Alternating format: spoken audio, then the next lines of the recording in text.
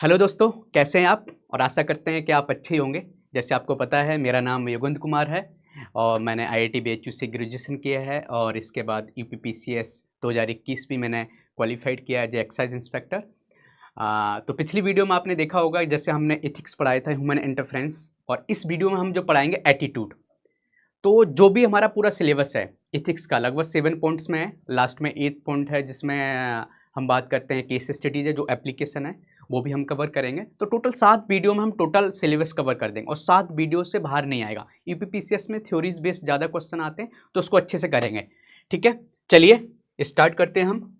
तो आज हम देख लेते हैं कि एथिक्स का जो सेकंड पॉइंट है पाठ्यक्रम में, सिलेबस में, वो एटीट्यूड है। तो एटीट्यूड में क्या क्या हमें पढ़ना है वो कवर करना है। तो सबसे बड़ी बात क्या है कि एटीट्यूड। तो एटीट्यूड में कंटेंट क्या होता है उसका, एटीट्यूड का। दूसरा, स्ट्रक्चर क्या है उसका, फंक्शन क्या है, its influence and relation with thought and behaviour, कि जो एटीट्यूड पर विचार का और बिहेवियर का क्या इफेक्ट पड़ता है हम वो भी पढ़ेंगे। दूसरा क्या है, मॉरल एंड पॉलिटिकल एटीट्यूड, के एटीट्यूड के टाइप्स भी होते हैं कि मॉरल एटीट्यूड क्या होता है, पॉलिटिकल एटीट्यूड क्या होता है। पिछली बार तो लास्ट सिंपल क्वेश्चन पूछ लिया था कि पॉलिटिकल एटीट्यूड और मॉरल एटीट्यूड क्या होता है और डिफरेंशिएट करिए। तो बहुत सिंपल डायरेक्ट नोट से क्वेश्चंस आते हैं। आपने सही से इनका सिलेबस कवर कर लिया ना तो आप बहुत अच्छे मार्क्स पा सकते हैं इसमें से। ठीक है। दूसरा, सोशल इन्फ्लुएंस क्या होता है, और फिर एंड परसुएशन, इतना है। तो सेकंड, पहले पॉइंट में हमने क्या किया था, एथिक्स एंड इंटरफेरेंस, पूरा वीडियोस पड़ा हुआ है, आप देख सकते हैं। सेकंड वीडियोस में हम ये कवर करेंगे पूरा अच्छे से, एटीट्यूड क्या होता है, उसके कंटेंट क्या है, स्ट्रक्चर क्या है, परसुएशन क्या है, ये चीजें कवर करते हैं। चलिए, दूसरा क्या है कि एटीट्यूड को समझने से पहले आपने देखा होगा कि बहुत से लोग बोलते हैं, आपने देखा, क्लास में भी देखा होगा, कुछ लोग आपके दोस्त बोल देते थे, अरे यार भाई बहुत एटीट्यूड दिखा रहा है। लेकिन कभी कभी लोग समझ नहीं पाते कि एटीट्यूड वास्तव में होता क्या है। तो जैसे एटीट्यूड को समझने के लिए एक बहुत अच्छी, आपने हर कोई जानता है, हमारे पूर्व राष्ट्रपति जी रह चुके हैं, डॉक्टर एपीजे अब्दुल कलाम जी। तो उन्होंने बहुत अच्छा कोटेशन बोला था कि problems are common but attitude makes the difference. Problems समान होती हैं लेकिन उस प्रॉब्लम्स को देखने का नजरिया केवल एटीट्यूड डिफरेंस लाता है। तो जैसे आप देखोगे क्लास में, आपका दोस्त बोल देगा कि अरे उसके अंदर बहुत एटीट्यूड है, तो लोग एटीट्यूड को नहीं समझ पाते कि एटीट्यूड वास्तव में होता क्या है। तो एटीट्यूड एक बहुत अच्छी चीज होती है जो किसी भी प्रॉब्लम्स को, नजरिए को, एक देखने का एक वो सिस्टम होता है। प्रॉब्लम्स को सॉल्व करने का एटीट्यूड से एक रास्ता पता चलता है कि आप उस प्रॉब्लम्स को कैसे देखोगे, उस प्रॉब्लम्स का सॉल्यूशन कैसे देखोगे। जैसे आपने देखा होगा, कभी कभी एक दोस्त या एक लड़की किसी लड़के को, या लड़का एक किसी लड़की को बोलता है कि यार बहुत एटीट्यूड दिखाती है। तो एटीट्यूड अच्छी चीज है, लेकिन एटीट्यूड के दो पार्ट्स होते हैं, एक क्या, नेगेटिव एटीट्यूड, एक positive attitude. Positive attitude attitude क्या होता है, बहुत अच्छी चीज है। नेगेटिव एटीट्यूड में ईगो होता है, तो लोग ईगो के इंडायरेक्टली एटीट्यूड बोलते हैं। तो ईगो क्या है, एक नेगेटिव एटीट्यूड है जिसमें लोग कभी कभी कंफ्यूज हो जाते हैं ईगो और एटीट्यूड में। ईगो क्या होता है कि जिसका कोई लेना देना नहीं होता, लोग वैसे दिखावा करते हैं कि यार मेरे पास ये है वो है, लेकिन वास्तव में वो कुछ होता नहीं है। ठीक है। जैसे ईगो और एटीट्यूड में, एटीट्यूड क्या है, जैसे मैं मान लीजिए एक जिंदगी कोई पर्सन जीना चाहता है राजा बन के, तो वो एक क्या है, ये है कि एटीट्यूड है। लेकिन एक किसी को गुलाम बनाने की प्रवृत्ति, वो एक ईगो है।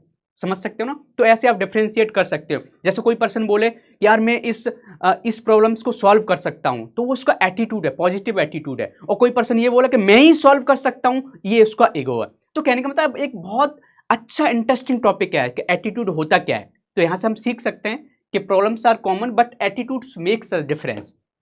ठीक है दोस्तों। दूसरा, अब यहां से हम डिफाइन करते हैं कि एटीट्यूड होता क्या है। कि एटीट्यूड को, अब्रिविटी को इधर देखो, इन्होंने डिफाइन किया है कि इंग्लिश में हम बात करें तो attitude is the aggregate of A persons evaluation about A target object. This target can be a person, animal, situation, substance, issue और एनी एब्स्ट्रैक्ट कंसेप्ट। कहने का मतलब आपका जो नजरिया है किसी भी वस्तु के प्रति, किसी जानवर के प्रति, किसी समस्या के प्रति जो आप सोचते हो, वो आपका एटीट्यूड है। आपने देखा होगा कोई समस्या आती है, उसी को देख के कुछ लोग रोने लगते हैं, कुछ लोग उसको पॉजिटिव लेते हैं। मैं एक अच्छा एग्जांपल देता हूं। जैसे मान लीजिए आपने देखा होगा कि दो दोस्त हैं, दो दोस्तों ने प्रीलिम्स दिया और एक दोस्त का हो गया और एक का नहीं हुआ, या मान लो दोनों का नहीं हुआ, ये मान लेते हैं दोनों का नहीं हुआ। तो एक तो रोता रहेगा कि नहीं यार मेरा नहीं हुआ और रोते रोते पूरा टाइम खराब कर देगा, समस्या वही है। लेकिन दूसरा दोस्त क्या कहेगा, अरे नहीं हुआ, हो सकता है इससे बेहतर कोई अपॉर्चुनिटी हो, और उसने दूसरी एग्जाम के लिए तैयारी करना स्टार्ट कर देगा। तो कहने जब उसने करना स्टार्ट कर दिया उसका एग्जाम निकल जाएगा, लेकिन जो रोने वाले का वहीं रोता रहेगा। तो कहने का मतलब एक पर्सन जिनके पास समस्याएं समान थी वो उसी में उलझा रहा, और एक ऐसा दोस्त जिसने आगे की तैयारी करना स्टार्ट कर दिया और उसने दूसरा एग्जाम निकाल लिया। यही एटीट्यूड है। और सच बताऊं, एक मैं एग्जांपल, मेरे साथ रियल एग्जांपल भी है, मैं आपको पिछली बार भी बताया था कि मेरा दोस्त था, उसका यूपीपीसीएस का प्रीलिम्स नहीं निकला, और मैंने जब उससे बात की तो वो बोला भाई कोई बात नहीं है, मेरा हो सकता है कि मेरे लिए भगवान ऐसा सोच रहा है कि यूपीपीसीएस तेरे लिए नहीं बना है, लेकिन यूपीएससी जो नेक्स्ट एग्जाम आ रहा है उसके लिए तैयारी कर। और उसने तैयारी की, और सच बताओ इस बार वो सिलेक्टेड भी हो अच्छी रैंक के साथ, 252 रैंक के साथ, 252 बहुत अच्छी रैंक है। तो कहने का मतलब ये है कि आप जिंदगी को किस बेस से देखते हो, वही आपका एटीट्यूड डिफाइन करता है कि कैसे करोगे, क्या प्रॉब्लम्स किस नजरिए से देखते हो, उसका सॉल्यूशन कैसे निकालोगे। तो एटीट्यूड बहुत अच्छी चीज है, ठीक है। तो आपने डिफाइन हो गया, this attitude is subjective individual interpretation of objective outside world. तो जो एटीट्यूड होता है वो इंटरप्रिटेशन होता है कि बाहर की चीजों को आप कैसे देखते हो। एक दोस्त हो सकता है, जैसे आपने बहुत एग्जांपल देखे, यही एग्जांपल देख लेते हैं, तो इंटरव्यू में बहुत से अपने क्वेश्चंस देखे होंगे कि एक गिलास होता है और उसमें दिखाता है कि बताओ ये गिलास कितना भरा है, या ये बोतल हम दिखा रहे हैं, हम किसी से पूछें बताओ ये बोतल कितनी भरी हुई है, तो एक आंसर देगा एक पर्सन, वो ये देगा कि यार ये बोतल आधा भरा हुआ है। दूसरा दोस्त क्या बोलेगा कि आधा भरा हुआ है, दूसरा बोलेगा कि आधा खाली है, तीसरा क्या है कि ये हाफ भरा। तो कहने का क्या, जिसने वो खाली है तो नेगेटिव एटीट्यूड बता रहा है, खाली की बात कर रहा, एक पर्सन उसी को बोला भरा हुआ है, पॉजिटिव वे में देख रहा है।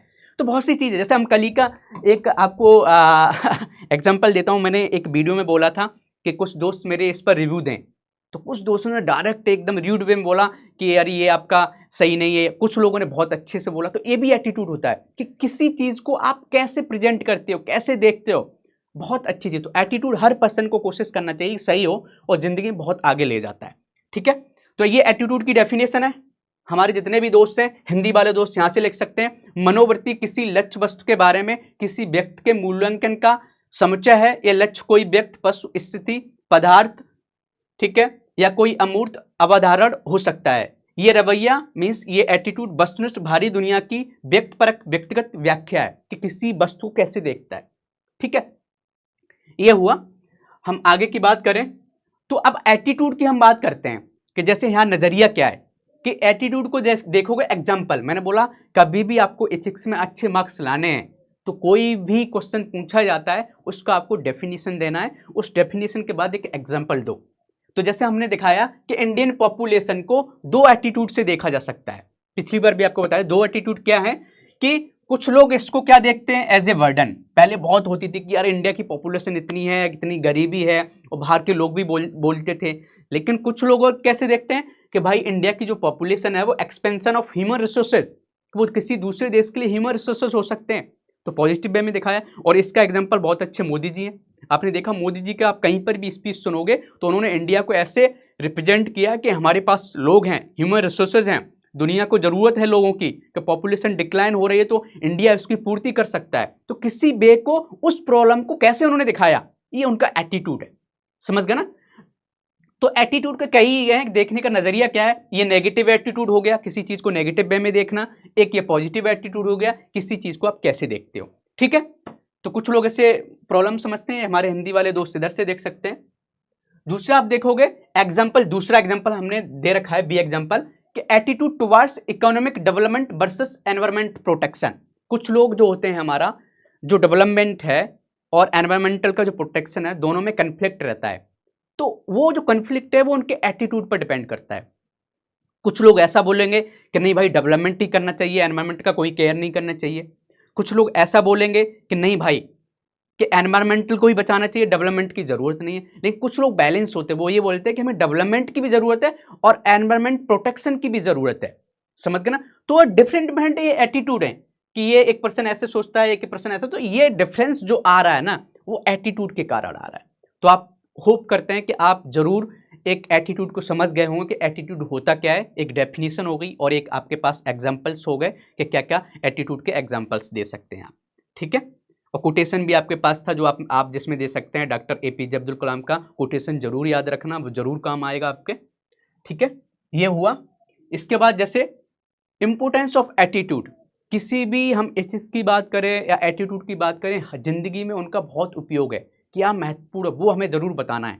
अब जैसे वाला एथिक्स पढ़ाने की जरूरत क्या है कि हम जब एथिक्स नहीं पढ़ेंगे जिंदगी में बहुत उथल पुथल हो जाएगी, हर कोई करप्शन करने लगेगा, किसी का रेस्पेक्ट नहीं करेगा, कोई किसी को छेड़खानी कर रहा है, कोई किसी को मार रहा है, कोई चोरी कर रहा है। तो एथिक्स क्या होती है कि आपको सुरक्षा प्रोवाइड करता है, किसी पर्सन का जो अंदर का जो भय होता है उसको प्रोवाइड करता है कि नहीं ये गलत काम नहीं करना है।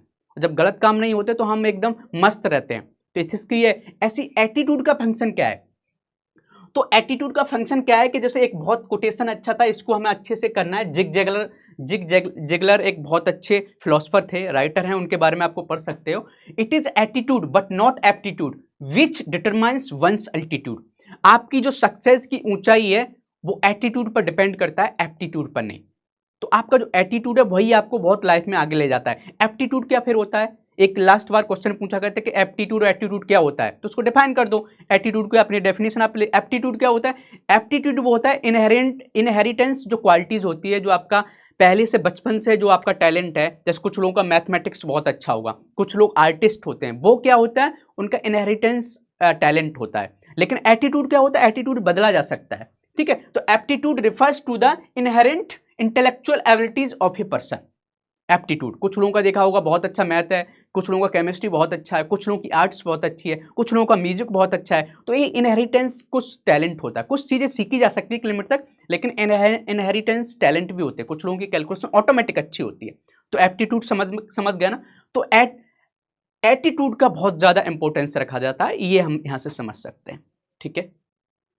अब हम आगे की बात करते हैं कि aptitudes becomes useful only if the following conditions are meet. कुछ लोगों के पास बहुत ज्यादा नॉलेज होती है, बहुत ज्यादा एप्टीट्यूड होता है, लेकिन वो जिंदगी में ज्यादा सक्सेसफुल नहीं हो पाते हैं। पता है रीजन क्या है, कि उनके पास एटीट्यूड की कमी होती है।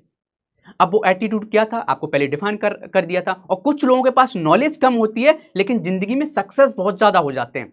क्या रीजन रहता है, तो सक्सेस रहने का रीजन एक ही रहता है कि उनके पास एटीट्यूड अच्छा होता है। उनके पास प्रॉब्लम्स आती हैं तो उनको सॉल्व कर लेते हैं। क्यों कर लेते हैं सॉल्व, क्योंकि उनके पास एटीट्यूड है, उस प्रॉब्लम्स को देखने का नजरिया कुछ और है। ऐसे मैंने आपको एग्जांपल दिया कि एक दोस्त का प्रीलिम्स में नहीं हुआ, वो रोता रहा, लेकिन एक दोस्त का भी नहीं हुआ, उसने आगे की एक्ट करना स्टार्ट कर दिया, आगे की प्लानिंग करना स्टार्ट कर दी। वो एटीट्यूड का डिफरेंस था। ऐसा नहीं कि उनके पास रिसोर्सेज की कमी थी, दोनों के पास रिसोर्सेज की बराबर थे, दोनों के पास भी टाइम बराबर था, दोनों के पास टैलेंट भी बराबर था, लेकिन डिफरेंस था केवल एटीट्यूड।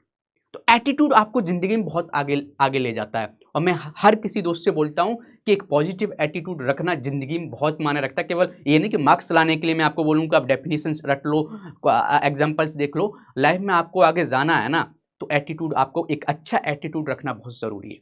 नहीं रखोगे तो बहुत सी प्रॉब्लम्स आती हैं, लोग रोते रहते हैं ज़िंदगी में।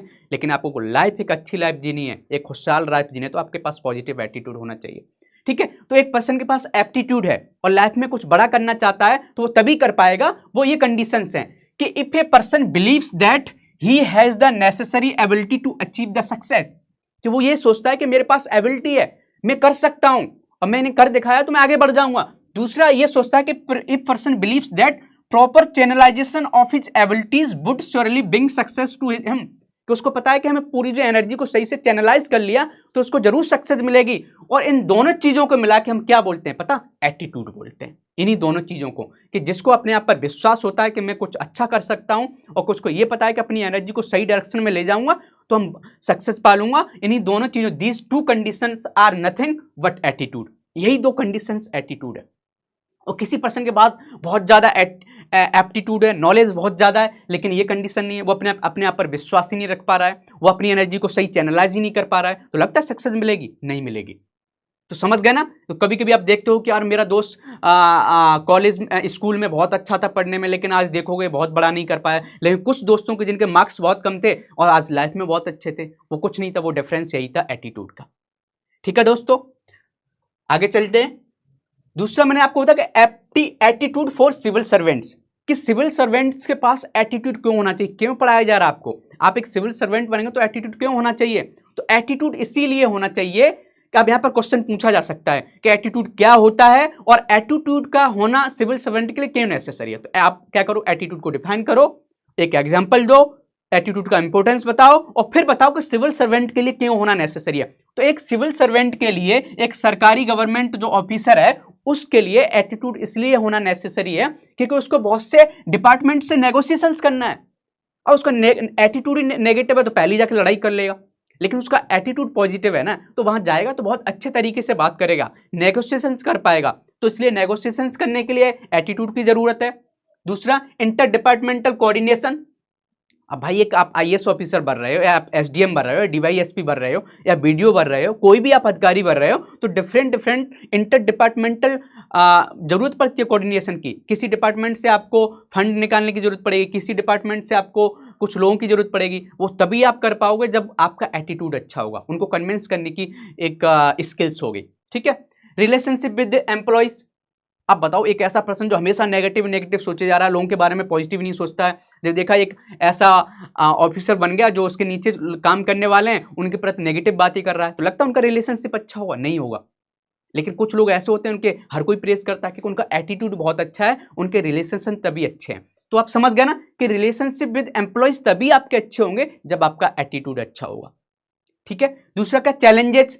अब बताओ एक आप ऑफिसर हो, बहुत अच्छी पोस्ट पर हो और आपके पास बहुत सी चैलेंजेस जा रही हैं, तो इन चैलेंजेस को तभी आप मैनेज कर पाओगे जब आपके पास एटीट्यूड है। अब ऐसी चैलेंज आ गई, मान लो कि आपके किसी रीजन के किसी डिस्ट्रिक्ट के डीवाईएसपी हो और वहां पर क्या झगड़ा हो गया, एक बहुत रिट्स हो गया, मीन्स बहुत ज्यादा लड़ाई झगड़ा हो, आप डर गए।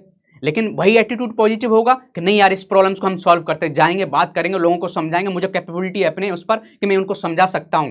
तो ये तभी कर पाओगे जब आपके पास एटीट्यूड होगा। तो एटीट्यूड एक सिविल सर्वेंट के पास इसलिए होना चाहिए कि उसको नेगोशिएशंस करने पड़ते हैं, उसको डिफरेंट डिफरेंट डिपार्टमेंट में काम करना पड़ता है, एम्प्लॉय के साथ अच्छा रिलेशनशिप बनाना, तो अच्छा एटीट्यूड होना चाहिए। और दूसरा, उसके पास जिंदगी में बहुत सी चैलेंजेस आएंगे तो भी अच्छा एटीट्यूड होना चाहिए। समझ गए मेरे दोस्तों? ठीक है, तो ये है।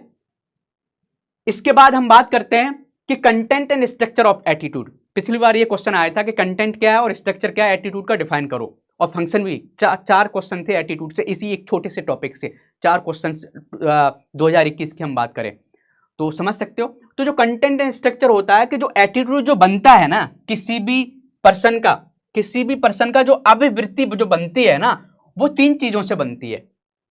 वो 3 चीजें क्या है? एक तो उसका व्यवहार कैसा है, एक संज्ञानात्मक घटक होता है और एक उसका प्रभावशाली घटक होता है। इंग्लिश में हम बात करें, एक इफेक्टिव कंपोनेंट होता है कि उसके साथ इमोशंस कैसी हैं उसके अंदर। दूसरा कॉग्निटिव कंपोनेंट होता है कि उसने सीखा क्या, नॉलेज क्या ली है, और उसका बिहेवियर। ये तीनों चीज मिलके देखा जाए तो आपके एटीट्यूड को बनाते हैं। अब एक एक को हम डिफाइन करेंगे कि इफेक्टिव कंपोनेंट क्या होता है। तो इफेक्टिव कंपोनेंट होता क्या है? इफेक्टिव कंपोनेंट ये ऐसा होता है कि जब से आप बचपन से आपने जिंदगी जीना स्टार्ट किया है, जब से आपने सीखना स्टार्ट किया है, तो आपने लाइफ में क्या सिखाया आपके माँ बाप ने, क्या क्या इमोशंस दिए। आप बताओ, आपने कुछ लोगों को देखा होगा कि कुछ लोग जो गरीब घर से पैदा होते हैं वो गरीब लोगों का बहुत केयर करते हैं क्योंकि उन्होंने अपने घर में गरीबी देखी, वो इमोशंस देखे कि नहीं यार हमारे पास प्रॉब्लम्स क्या आती हैं, क्या होता है, समझ गया ना, तब वो उनको फील कर पा रहा है। तो अफेक्टिव कंपोनेंट वो होता है कि जो आपने जिंदगी में इमोशंस देखे हैं, जो प्रॉब्लम्स देखी हैं, जो आपके मम्मी पापा के इमोशंस क्या आपको दिखाएं, वो आपको एक आपके सबकॉन्शियस माइंड में भरते जाते, आपकी वो लाइफ का एक एक्सपीरियंस होता है, तो वो आपके एटीट्यूड को डिफाइन कर। कॉग्निटिव कंपोनेंट क्या होता है कि आप नॉलेज क्या ले रहे हो, आपने पढ़ाई क्या की है। कुछ बुक्स भी आप पढ़ोगे, जब हम सीख रहे थे 5th क्लास में थे, 6th क्लास में, तो हमने कुछ बुक्स पढ़ना स्टार्ट की। कुछ लोग मॉरल स्टोरीज पढ़ते हैं तो उसका भी एटीट्यूड अच्छा होता है। तो वहां से भी हमने जो नॉलेज लिया वो भी हमारे एटीट्यूड को बढ़ाएगा। अब मान लो आप गलत नॉलेज दे रहे हैं तो आपकी गलत एटीट्यूड होता जाएगा। आप देखो, कुछ आपने देखा होगा, कुछ लोग बोलते हैं, जैसे महात्मा गांधी जी ने बोला था कि मैंने कुछ बुक्स पढ़ी थी तो जिसमें बहुत कुछ सीखने को मिला। उन बुक्स का मुझे नाम नहीं आ रहा है, लेकिन जो बुक्स थी, टोल्स्टॉय और जो भी लोग थे, वहां से उन्होंने सत्याग्रह सीखा, वहां से उन्होंने सीखा था कि सब लोगों का भला करना है, समझ गए ना। तो वो वर्ड्स वहीं से उन्होंने सीखे थे। तो बुक्स क्या है, आपके एटीट्यूड को भी चेंज करते हैं। मीन्स वो जो आप नॉलेज ले रहे हो वो नॉलेज आपके एटीट्यूड को चेंज करता है। फिर आपका बिहेवियर, कि मीन्स आपके साथ जो लोग बिहेव करते हैं तो उससे भी आपके चेंजेस होते हैं, थॉट प्रोसेस। तो ये तीनों कंडीशन मिला के आपके एटीट्यूड को बनाती हैं। समझ गए ना?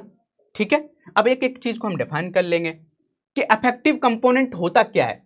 तो affective component is the result of a personality development and past experiences for longer periods in life. A person who grows up amidst poor people would invariably get the emotions for compassion towards them. कि होता क्या है कि जो हमने पूरी life में जो हमारे पास्ट एक्सपीरियंस हैं वो हमारे अफेक्टिव कंपोनेंट बनाते हैं। कि जैसे जो लोग गरीबी में पैदा होते हैं तो वो गरीबों का रेस्पेक्ट करें, उन्हें पता है कि हम कैसे निकले, समझ गए। और जिसने गरीबी नहीं देखी तो वो गरीबों को क्या रेस्पेक्ट, उसके पास वो फीलिंग है ही नहीं, वो इमोशंस है ही नहीं। तो समझ गए, इमोशंस आपके एटीट्यूड को बनाते हैं। ठीक है, दूसरी बात करते हैं content and structure of attitude. उसी में हमने कॉग्निटिव कंपोनेंट था, आपने देखा था। तो कॉग्निटिव कंपोनेंट क्या था? कॉग्निटिव कंपोनेंट ये था कि आप क्या नॉलेज कलेक्ट कर रहे हो डेली, जो आप पढ़ाई कर रहे हो उसकी नॉलेज क्या है आपकी, वो नॉलेज भी आपके एटीट्यूड को बनाता है। तो उसमें क्या है, नॉलेज अबाउट टारगेट ऑब्जेक्ट, जो भी आप सोच रहे हो उसके बारे में नॉलेज क्या है। जैसे मान लो किसी पर्सन को ये बोल दिया जाए कि आप ये बताओ भाई कि आपको बीटेक करना है आईआईटी से, तो क्या है, अब जिसको नॉलेज ही नहीं वो क्या बोल पाए, क्या उसका एटीट्यूड। अब जिसको नॉलेज नहीं वो कह रहे कुछ नहीं भाई, बीटेक वालों का कुछ नहीं होता है। आपने देखा होगा बहुत से मीम्स बनते रहते हैं कि नहीं जिसने बीटेक किया उनसे तो बेहतर है एक रिक्शा वाला पैसा कमा रहा है। तो वो तो मीम्स अलग बात है, लेकिन कुछ लोगों का सच में एटीट्यूड ऐसा होता है कि वो कुछ भी बोल देते हैं क्योंकि उनको उस टारगेट के बारे में नॉलेज ही नहीं है। तो नॉलेज भी आपके एटीट्यूड को बनाता है। ठीक है, अवेयरनेस अबाउट अदर्स, किसी चीज के बारे में अवेयरनेस होना। अब जब अवेयर नहीं हो, कुछ भी बोल दे रहे हो, तो किसी पर्सन के बारे में, किसी समस्या के बारे में आप तभी कुछ बोलना स्टार्ट करो जब उसके बारे में नॉलेज ले लो कि सच में है क्या। समझ गया ना। ओवरऑल सोसाइटल ओपिनियन, किसी भी चीज के बारे में कुछ सोसाइटी का भी ओपिनियंस होते हैं, उन ओपिनियन से भी एटीट्यूड दूसरे का इफेक्ट हो जाता है कि भाई सोसाइटी ऐसा बोल रही तो हमको नहीं बोलना है। आपने देखा होगा किसी सोसाइटी में कुछ भी ऐसा काम है कि जो लोगों से कुछ भी हो रहा है तो लोग उसके अकॉर्डिंग अपने डिसीजंस लेते हैं। समझ गए ना। ठीक है, अवेयरनेस ऑफ सोसाइटल एक्सपेक्टेशन, कुछ लोग तब भी ऐसे काम करते हैं क्या उन्हें लगता है कि सोसाइटी को ये अच्छा है तो हमें भी ऐसा करना है। जैसे कुछ लोगों का मान आपको बताएं यूपीपीसीएस की तैयारी इसलिए करने जाते हैं कि बस समाज में लोग बोल रहे हैं कि भाई यूपीएससी करना या यूपीपीसीएस करना बहुत अच्छा है, इसलिए करते हैं। उनका खुद की अंदर से नहीं है, तो उनका एटीट्यूड किसके कारण बदल गया, सोसाइटी के कारण बदल गया। समझ गया ना। तो ये गलत है।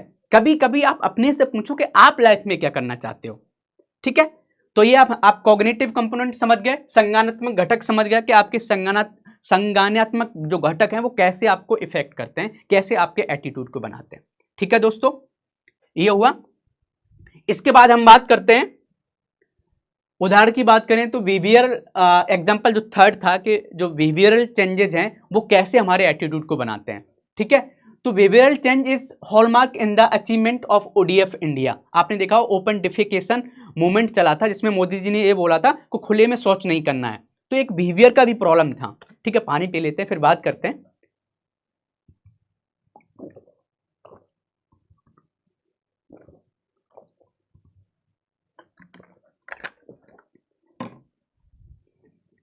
तो हम इसमें बात करें behavioural changes is hallmark in the achievement of ODF India. Behaviour is open defecation if arise from the following components of attitude towards defecation. तो आपके डिफिकेशन के बारे में बात करें कि बिहेवियर ने कैसे इसको इफेक्ट किया, कैसे प्रॉब्लम्स क्रिएट किया, उसकी बात करते हैं। तो आपने देखा होगा कुछ लोग, जो लोग खुले में शौच करते थे वो क्या बोलते थे, उनका उस पर बोलना क्या था, उनका एटीट्यूड ऐसा क्यों था, खुले में शौच क्यों करते थे। तो उनका ये बोलना था, उनका बिहेवियर ये था कि ये बोल रहे थे it is pleasant and mellowing to defecate in the open in the morning, कि खुले में शौच करने का मजा ही कुछ और है, ऐसा उनका बोलना था। ठीक है, rather then in closed space, कि किसी बंद स्पेस में करना मुझे अच्छा नहीं लगता है। तो ये क्या था, ये अफेक्टिव कंपोनेंट था। समझ गया ना, ये गलत लिखा है, कंपोनेंट होगा। समझ गया ना। तो इफेक्टिव कंपोनेंट समझ गया, लिख देते हैं आपको नोट्स में कंपोनेंट। ठीक है, effective component, there is nothing harmful in open defecation. यहां पर कोई गलत नहीं है कि ओपन में शौच करना। Spending money on toilet construction, toilet बनाने में क्यों मनी खर्च करना चाहिए, क्योंकि खुले में कोई प्रॉब्लम नहीं है। तो ये क्या है, कॉग्निटिव कंपोनेंट है कि उनको नॉलेज ही नहीं है कि खुले में शौच करने के क्या क्या हार्मफुल इफेक्ट्स होते हैं। उन्हें यही नहीं पता है कि खुले में शौच करने से बीमारियां ही फैलती हैं, उन्हें पता नहीं, इसलिए वो ऐसा बोल रहे हैं। तो आपका एक इफेक्टिव कंपोनेंट कि कुछ उन्होंने खुले में बहुत टाइम से पहले कर रहे हैं तो उन्हें अच्छा लग रहा है। दूसरा, उसको नॉलेज ही नहीं है कि खुले में करने से क्या प्रॉब्लम्स होती हैं। जब ये चीज पता ही नहीं है तभी तो उनका बिहेवियर ऐसा बना है। तो बिहेवियर भी आपके एटीट्यूड को बनाता है। तो ये चीजें सब मिलके ऐसे करके, तो एटीट्यूड में 3 चीजें होती हैं जो आपको अच्छे से समझ में आ गई, तो उसको हमें केयर करना है। ठीक है दोस्तों, अब आगे की बात करते हैं। अब फंक्शन ऑफ एटीट्यूड की जो अभिवृत्ति होती है, ठीक है, अब इन्होंने कई नाम दे रखे हैं, मनोवृत्ति दे रखे हैं, तो एटीट्यूड को देख लेना हिंदी वर्ड्स क्या होता है, अभिवृत्ति सही होता है या मनोवृत्ति सही होता है या दृष्टिकोण क्या होता है, वो एक वर्ड्स आप यूज कर लेना हमारे हिंदी वाले दोस्त। तो ठीक है, तो एटीट्यूड क्या होता है, फंक्शंस ऑफ एटीट्यूड। एटीट्यूड का भी बहुत से फंक्शंस होते हैं। तो function of attitude means beneficial purpose served by attitude, कि जो हमें बेनिफिट्स मिलते हैं वो सर्व बाय एटीट्यूड। वो क्या होते हैं, एक कांट से बहुत अच्छे फिलोसफर थे, उन्होंने बोला था, इसका नाम याद रखना, ठीक है, ये फिलोसफर थे, that the primary function of attitude is to mediate between, कि जो फंक्शन होता है एटीट्यूड का वो ये होता है कि एक पर्सन का इंटरनल नीड्स क्या होती हैं, आवश्यकता, और वो एनवायरमेंट से क्या क्या ले सकता है। तो एटीट्यूड बहुत से काम करता है कि हमें जो नीड्स होती हैं उसके बीच में इंटरमीडिएट की तरह काम करता है। जैसे आपको भूख लगी तो एटीट्यूड आपको बोलेगा चलो कहीं खाना खाते हैं, आपको बोल दिया, उसने गया और किसी फिर सोचेगा कि कहाँ सही जगह खाना है कि कौन सी जगह खाना है, तो ये आपका एटीट्यूड है कि नहीं यार मुझे 5 स्टार में खाना है या मुझे पैसे बचाना, ये भी आपका एटीट्यूड है। फिर आप चले गए वहां पर कुछ किसी ने बोल दिया तो आप रेस्पॉन्स दे रहे हैं, तो वो आपका एटीट्यूड ही दे रहा है। तो एटीट्यूड के बहुत से फंक्शन होते हैं, वो हम आपको आगे चल के बताते हैं। ठीक है, अब ये देखो इसके फंक्शंस ऑफ एटीट्यूड ऐसे ग्राफ में बनाए, तो ये आप एक ग्राफ बना सकते हो एग्जाम में, ठीक है, ये जरूर बनाना है। तो पैसे तो कार्डजक क्लासिफिकेशन, तो जो फिलोसफर थे उन्होंने ये क्लासिफिकेशन किया था कि ये फंक्शंस हो सकते हैं। पहला क्या है, अडेप्टेशन, कि जो आपका एटीट्यूड होता है वो आपको कहीं पर भी अडेप्ट करने के लिए एग्री कर देता है कि नहीं भाई मुझे हाँ ठीक हूं, तो वो आपका वो केवल एटीट्यूड करता है। नॉलेज क्या करता है कि जो आपका एटीट्यूड होता है वो नॉलेज भी आपकी बढ़ाता है, समझ गए, नॉलेज आपके पास क्या होनी चाहिए, कैसी होनी चाहिए, समझ गए ना, तो ये फंक्शन एक नॉलेज भी प्रोवाइड कराता है, समझ गए ना। ईगो डिफेंसिव, और जो आपका एटीट्यूड होता है वो आपके ईगो को भी डिफेंस करता है कि कहीं आपकी इंसल्ट हो गई तो आप डिफेंस कर रहे हो, ईगो को डिफेंस वो क्यों कर रहा है, एटीट्यूड आपसे करवा रहा है, समझ गए ना। दूसरा क्या, वैल्यू एक्सप्रेशन, कभी कभी आप कुछ एक्सप्रेस करते हो कि नहीं मैं ऐसा हूं, मैं मेरे पास ये क्वालिटी है, तो वो क्यों हो रही है, आप अपनी वैल्यूज को बता रहे हो, वो क्यों बता रहे हैं, एटीट्यूड का ये फंक्शन है। तो ये कई चीजें होती हैं वो एटीट्यूड के थ्रू होती हैं।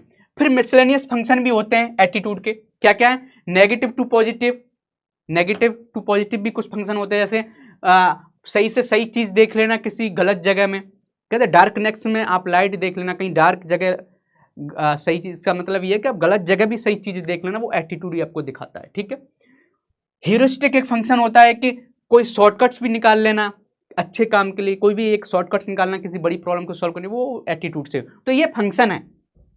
ठीक है, तो आप इसका लिख सकते हो, बहुत से हो सकते हो, एक तरह से मैप बना सकते हो, माइंड मैप बना सकते हो कि एटीट्यूड के फंक्शंस क्या होते हैं। आप देखोगे गूगल भी सर्च करो तो वहाँ पर भी एक मैप बनता है, वहाँ पर ऐसे करके 4 वे में बता देते हैं कि एक यूटिलिटेरियन फंक्शन होता है, एक नॉलेज फंक्शन होता है, एक एगो डिफेंसिव फंक्शन होता है, एक होता है वैल्यू एक्सप्रेशन, ऐसे 4। तो ऐसे भी बना सकते हो आप, डिपेंड आप पर करता है, ऐसा बनाना तो ऐसा बना लो, ऐसा बना, इतना लिख दोगे तो बहुत है, काफ़ी है। ठीक है, ज़्यादा डीप में ज़्यादा पीएचडी करने की जरूरत नहीं है, आपको फंक्शन पता है इतना लिख सकते हो। ठीक है, तो ये हिंदी में हमारे दोस्त लिख सकते हैं कि अहंकार का रक्षात्मक उपयोग भी एटीट्यूड ही कराता है। अब आती है बात मॉरल एंड पॉलिटिकल एटीट्यूड। पिछली बार क्वेश्चन इससे आया था कि मॉरल एटीट्यूड क्या होता है और पॉलिटिकल एटीट्यूड क्या होता है। तो पहले तो एटीट्यूड को डिफाइन कर दो, फिर मॉरल एटीट्यूड क्या है, फिर पॉलिटिकल एटीट्यूड क्या है, उसको करके। तो मॉरल एटीट्यूड ये है कि morality refers to righteousness, morality ये डिफाइन करती है कि क्या सही है। ठीक है, an action that is regarded to be right by society is moral action, किसी सोसाइटी के द्वारा कोई चीज, कोई एक्शन अप्रूव्ड हो जाए कि ये चीज सही है, तो आप वो मॉरल एक्शन है। ठीक है, the moral attitudes are attitudes concern with righteous matters. ठीक है, तो जितने भी हमारी मॉरल वो होते हैं, एटीट्यूड्स होते हैं, वो ये होती है कि सोसाइटी में सही चीज पता चले। ठीक है, कि सही चीज क्या है, तो कंसर्न विद राइटियस मैटर्स, जितने भी राइट मैटर्स होते हैं कि सही होनी चाहिए सोसाइटी को, वो हमारी मॉरल एक्शंस हैं। ठीक है, ये हुआ। अब देखोगे कि मॉरल एंड पॉलिटिकल एटीट्यूड में हम मॉरल की बात करते हैं कि मॉरल एटीट्यूड क्या होता है, ठीक है, केवल मॉरल एटीट्यूड की बात करते हैं कि मॉरल एटीट्यूड होता क्या है। तो पहले तो हमने क्या किया कि जो मॉरल एटीट्यूड है, यहां मॉरल भी लिखा होना चाहिए, ठीक है, यहां लिख सकते हो मॉरल। और मॉरल एटीट्यूड के कितने टाइप्स हैं आपने देखा, एक तो मॉरल होता है मॉरल एटीट्यूड, एक इमोरल होता है जिसका कोई लेना देना नहीं, कोई प्रभाव नहीं है, कुछ नहीं बोलता, न्यूट्रल टाइप का, एक इमोरल जो गलत है। तो ये ऐसे लिख सकते हैं कि मॉरल एटीट्यूड को हम तीन तरह से बांट सकते हैं, एक तो मॉरल एटीट्यूड, एक अमोरल एटीट्यूड, एक इमोरल एटीट्यूड। जैसे एटीट्यूड आप दो तरह से बांट सकते हो, एक नेगेटिव एटीट्यूड, एक पॉजिटिव एटीट्यूड, ठीक है। तो ऐसे हम यहाँ लिख सकते हैं, एक अच्छा बना सकते हैं, तो आपको बहुत अच्छे मार्क्स मिलेंगे। ये जरूर, ये छोटी छोटी चीजें हमें अभी से बना लेनी है, अभी से लिख लेनी है, ठीक है। ये हुआ। इसके बाद हम बात करते हैं, जैसे हमने अभी बताया था एटीट्यूड, ये मॉरल एटीट्यूड है कि मॉरल एटीट्यूड में क्या क्या हम लिख सकते हैं, ठीक है। तो पहला क्या है, मॉरल एटीट्यूड की बात करें तो जो मॉरल एटीट्यूड्स क्या है कि इंपैक्ट सोसाइटी, सोसाइटी को इंपैक्ट करता है ये मॉरल एटीट्यूड, और हमेशा ये सही होता है, गलत नहीं होगा, सोसाइटी के कोई हार्म नहीं करेगा, सोसाइटी के पीस के लिए अच्छे होता है। तो जितने मॉरल एटीट्यूड्स होते हैं वो हमेशा सोसाइटी बोलती है कि ऐसे काम करो, जैसे मान लो लोगों की हेल्प करो, या ज़्यादा शोर शराबा नहीं करना, बहुत सी चीज़ें, किसी को हार्म नहीं करना है, जिसको ज़रूरत है, मान लो किसी भी ऐसी समस्या के टाइम पर कोई प्रॉब्लम्स है तो उसकी हेल्प करो, तो ये मॉरल एटीट्यूड है, ठीक है। इमोरल एटीट्यूड क्या है, इम्पैक्ट सोसाइटी और ऑलवेज रॉन्ग, वो गलत है, कोई भी गलत है, चोरी करना सोसाइटी के लिए हमेशा गलत है। क्यों गलत है कि सोसाइटी में चोरी होना स्टार्ट हो जाए तो हर कोई परेशान हो जाएगा कि देखिए किसी की सुबह कार उठ गई, किसी की सुबह साइकिल उठ गई, किसी का कुछ चोरी होगा, लोग परेशान है, और लोग फिर क्या कर रहे हैं, भय में रह रहे हैं, रात में सो भी नहीं पा रहे हैं। एक गलत काम कितना इंपैक्ट कर सकता है सोसाइटी को, आप सोच भी नहीं सकते। अब बताओ, किसी मान लीजिए किसी सोसाइटी में ऐसा होने लगे कि सबके चोरी होना स्टार्ट हो जाए, सुबह कुछ भी उनका सामान या कुछ भी तोड़ना स्टार्ट हो, तो लोग रात भर नहीं सो पाएंगे। जो बुजुर्ग लोग होते हैं, चलो बच्चे तो सो जाएंगे, उन्हें कोई टेंशन नहीं, मम्मी पापा है, लेकिन आपके पेरेंट्स कितना अलर्ट रहेंगे रात भर, उनको नींद आएगी तो हो सकता है उसी के सपने आए। जब आप स्ट्रेस में रहते हो तो वही चीजें देखते हो जो आप सोच रहे हो, समझ गए ना। तो सोसाइटी को ये इंपैक्ट करती है इमोरल एटीट्यूड। और इमोरल एटीट्यूड ऐसा होता है कि वो न्यूट्रल होता है, वो पर्सनल होता है, वो आपको इंपैक्ट करने वाला नहीं है। कोई बंदा सिगरेट पीता है, वो इसका पर्सनल मैटर है, हो सकता है कि दूसरे के लिए इमोरल हो, लेकिन उसके लिए कोई ऐसा नहीं। इमोरल एटीट्यूड वो पर्सन पर डिपेंड करता है कि हमारे लिए सही तो मैं कर रहा हूं, तुम्हें क्या लेना। कोई पर्सन बेज खा रहा है, बेज की जगह नॉन बेज खा रहा है, वो उसका पर्सनल मैटर है, हो सकता है वो दूसरे के लिए बहुत इमोरल हो, बहुत गलत हो, लेकिन उसके लिए वो सही है। आप समझ गए ना। तो ऐसे भी चीजें होती हैं। तो ये हमारे हिंदी वाले दोस्त हैं कि एब्रिटी, जो मॉरल एब्रिटी है, तो इसको यहां से लिख सकते हैं, मॉरल को जरूर यहां ऐड कर लेना, ठीक है। समाज पर प्रभाव डालता है, नैतिक दृष्टिकोण क्या होता है, अनैतिक मनोवृत्ति क्या होती है, और यहाँ अनैतिक नहीं होगा, यहाँ न्यूट्रल लिख सकते हो। न्यूट्रल को आप हिंदी में लिख लेना, न्यूट्रल को हिंदी में क्या कर सकते हो वो करके लिख लेना, ठीक है। ये हम कर सकते हैं अच्छे से। अब उदाहरण देख लेते हैं कि मॉरल जो अभी हमने दिया था कि कैसे एग्जाम्पल दे सकते हैं इन चीजों को। हमने तीनों चीजें सिखाई थी कि एक तो मॉरल एटीट्यूड क्या होता है, एक इमोरल एटीट्यूड्स क्या होता है, एक एमोरल कि सोसाइटी के उस पर डिपेंड करेगा। तो जाके क्या है, इथोनेसिया होता है इसमें। इथोनेसिया में ये होता है कि कोई पर्सन अपनी मौत चाहता है कि मर जाऊं।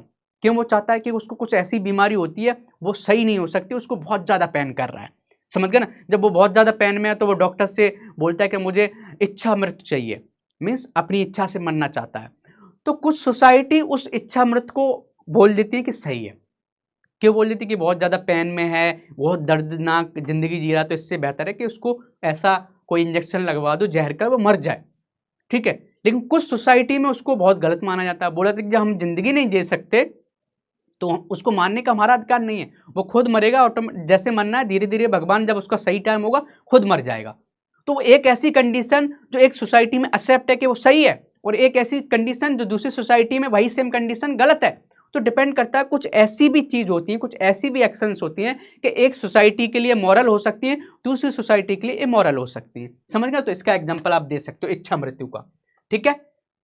अब जैसे कुछ सोसाइटी इसको यूथनेसिया को गलत मानते हैं कुछ लोग, ठीक है, इच्छा मृत्यु को सही मानते हैं। मॉरल एंड पॉलिटिकल एटीट्यूड, समझ गया ना। In other societies people believe that it is virtuous to end the unbearable pain suffered. तो कुछ सोसाइटी मानती है ना कि किसी को दर्द हो रहा है तो उसको इच्छा मृत्यु दे दो, क्या आ जाता है, ठीक है, तो उसी चीज को यहाँ पर डिफाइन किया गया है।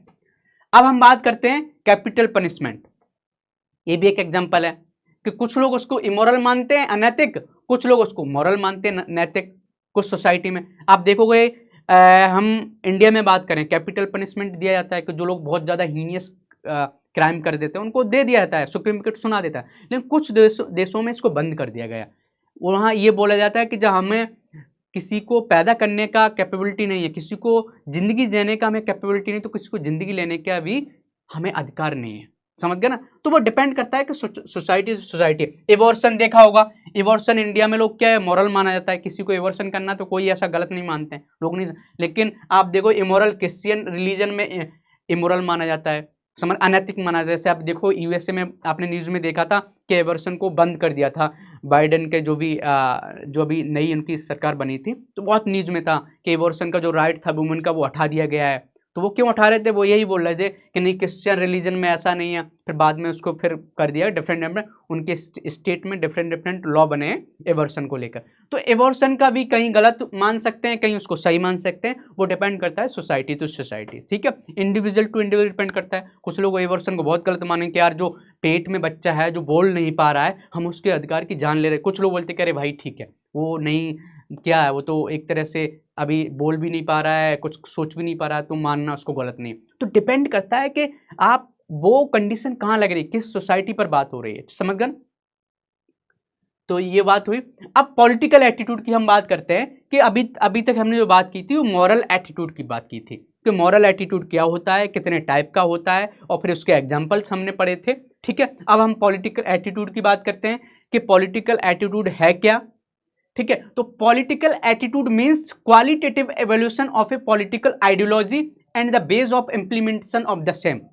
तो पॉलिटिकल एटीट्यूड ये होता है कि आपकी आइडियोलॉजी क्या है, आप क्या सोच रहे हो और उस आइडियोलॉजी को कैसे इंप्लीमेंट करते हो। समझ गए ना? तो हर किसी का आपने देखा होगा, हर पर्सन का एक पॉलिटिकल आइडियोलॉजी होता है। कोई ये नहीं बोल सकता नहीं होता है, मेरे पास भी है, सच बताऊं। लेकिन कुछ लोग क्या होते हैं कि कुछ लोगों को अपनी उस आइडियोलॉजी को एक्सप्रेस नहीं कर पाते हैं। आपने देखा है कि एक आईएएस पर्सन होता है या किसी बड़ी पोस्ट पर होता है, यूपीपीसीएस में मान लो कोई एसडीएम बन गया, तो उसकी भी एक पर्सनल आइडियोलॉजी होगी, पॉलिटिकल आइडियोलॉजी होगी, लेकिन वो उसको एक्सप्रेस नहीं कर पाएगा क्योंकि वो उसको कोड ऑफ कंडक्ट की तरह वो नहीं करेगा। कुछ लोग कम्युनिस्ट होते हैं, कुछ लोग सोशलिस्ट टाइप के होते हैं, कुछ लोग सेंट्रिस्ट होते सबकी आइडियोलॉजी है। समझ गया ना? लेकिन वो अंदर से जो कर सकते हो वही काम करते हैं। समझ गया? तो अब कैसे, अब politics deals with acquisition, management and retention of governance power. तो पॉलिटिक्स क्या करती है? वो पॉलिटिक्स ये करती है जिनकी आइडियोलॉजी वो अपनी गवर्नमेंट को अपने हाथ में लेना चाहते हो, जो उनकी आइडियोलॉजी उसको इंप्लीमेंट करना चाहते हैं। समझ गए ना? तो ये आप समझ सकते हो क्या होती है। और पॉलिटिकल आइडियोलॉजी के थ्रू, जो उनकी पॉलिटिकल आइडियोलॉजी है उसके थ्रू वो पॉलिसीज बनाना स्टार्ट कर देते कि नहीं भाई हमें ऐसी। आप देखो, मान लो आप इंडिया की पॉलिटिक्स को उठा के देखो। अब हम बीजेपी की बात करें तो उसकी भी एक आइडियोलॉजी है, हम कांग्रेस की बात करें तो उसकी भी एक आइडियोलॉजी है, हम अरविंद केजरीवाल की बात करें तो उसकी आइडियोलॉजी है। तो डिफरेंट, एक किसी भी डेमोक्रेसी में डिफरेंट आइडियोलॉजी होती है, और आइडियोलॉजी रखना कोई गलत नहीं है। डेमोक्रेसी में यही बोलते हैं कि आप अपनी आइडियोलॉजी को लेके आओ, और जो मैक्सिमम लोग जिस आइडियोलॉजी को एक्सेप्ट करेंगे उसको वोट देंगे और उसको आगे बढ़ता है। तो यही डेमोक्रेसी है। तो आइडियोलॉजी रखना कोई गलत नहीं है। समझ गए ना? तो सबकी अपनी अपनी आइडियोलॉजी है। अब देखो, political ideology is a set of principles. कोई पॉलिटिकल आइडियोलॉजी जो होती है वो एक प्रिंसिपल्स का सेट होता है जो डिटरमाइंस करता है कि क्या उनका एक्शन होगा और उस एक्शन को करने के लिए उनकी क्या क्या पॉलिसी होंगी, कि वो उस स्टेट को कैसे गवर्न करेंगे। समझ गए ना? ऐसे करते हैं। अब देखो, पॉलिटिकल आइडियोलॉजी है two broad aspects. Political ideology के पास हम बात करते हैं राजनीतिक विचारधारा के दो व्यापक पहलू हैं। किसी भी राजनीतिक विचारधारा के दो व्यापक पहलू हैं। वो क्या है? एक विजन। कभी देखोगे किसी भी एक पार्टी की बात करो, उसका एक विजन होता है। हम मान लीजिए अरविंद केजरीवाल की पार्टी की बात कर ले, उसका विजन क्या है कि हमें शिक्षा को आगे बढ़ाना है या हेल्थ सेक्टर को आगे बढ़ाना है, या किसी दूसरी मान लो कांग्रेस की, उसका भी एक विजन होगा।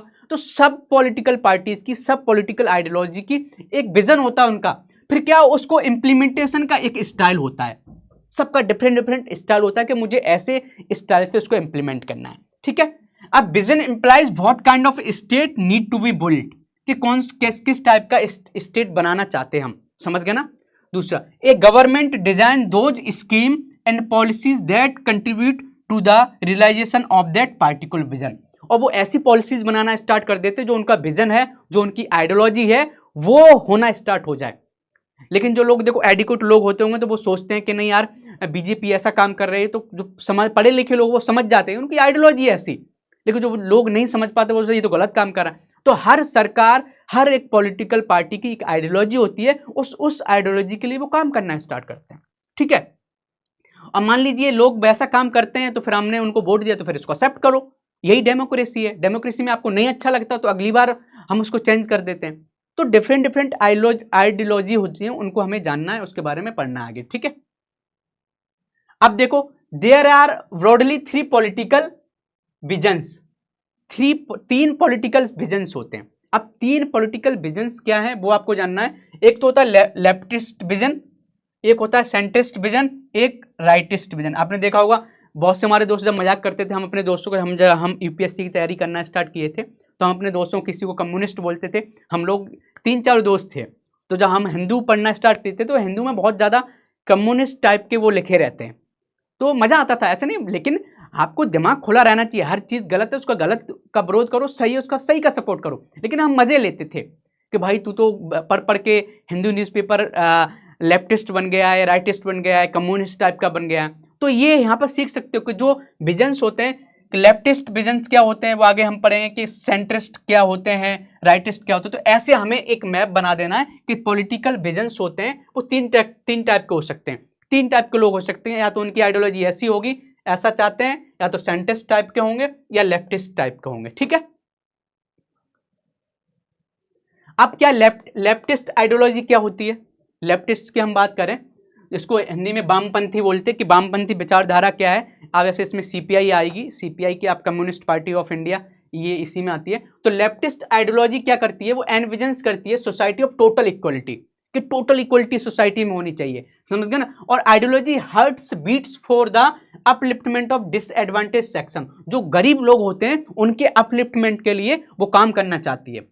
They promote the interest of under privilege section, जो अंडर प्रिविलेज जो गरीब लोग हैं उनके अपलिफ्टमेंट में बात करना चाहते हैं, और subsidy preferential treatment to them and so on. और उनको आगे बोलते हैं कि सोसाइटी में हर कोई इक्वल हो, यानी कि रिच बस रिच होते जा रहा है या गरीब तो गरीब हो, तो सबके पास समान संपत्ति होनी चाहिए, ऐसे करके। तो एक लेफ्टिस्ट आइडियोलॉजी ये होती है।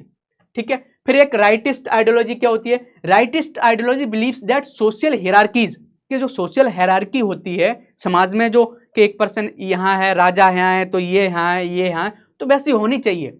ठीक है, नॉट डिट्रीमेंटल ऑफ सोसाइटी के लिए खराब नहीं है, ऐसा हायरार्की होना सोसाइटी के लिए खराब नहीं। They don't feed the urgency for the alteration of social order, और जो सोशल ऑर्डर बनाया गया है उसको चेंज करने की वो पहल नहीं करते। कि जो ऑर्डर है, कि मान लो एक हायरार्की बना रखी है, कि मान लो ये पर्सन यहाँ है, ये पर्सन यहाँ है, जैसे चल रहा है ना, कि मान लीजिए यहाँ राजा जो भी है, कि यहाँ मान लो ये है कि इसके ऊपर ये पर्सन है, जो भी एक हायरार्की बना रखी है उसको उसी में एक्सेप्ट करते हैं। ठीक है, उसको गलत नहीं मानते हैं। अब हम बात करें सेंट्रिस्ट आइडियोलॉजी। सेंट्रिस्ट आइडियोलॉजी ये होती है वो बीच के लोग होते हैं, ना वो राइटिस्ट होते हैं ना लेफ्टिस्ट होते हैं, दोनों का कॉम्बिनेशन बोल सकते हो। वो चाहते हैं कि यार ऐसा काम होना चाहिए, सोसाइटी में पीस रहनी चाहिए, ज़्यादा चेंजेस मत करो, करना चाहते हो धीरे धीरे कुछ चीज़ें सही करो, ज़्यादा लड़ाई झगड़े नहीं होने चाहिए, समझ गए ना। तो जो इस्टेब्लिशिंग ए सूटेबल सोसाइटी, एक ऐसी सोसाइटी हो जहाँ सुख शांति हो, मौज मस्ती हो, जो भी है ज़्यादा वो नहीं होना चाहिए। तो एक तरह से ये आप पढ़ सकते हो, कुछ ज़्यादा इसमें है नहीं।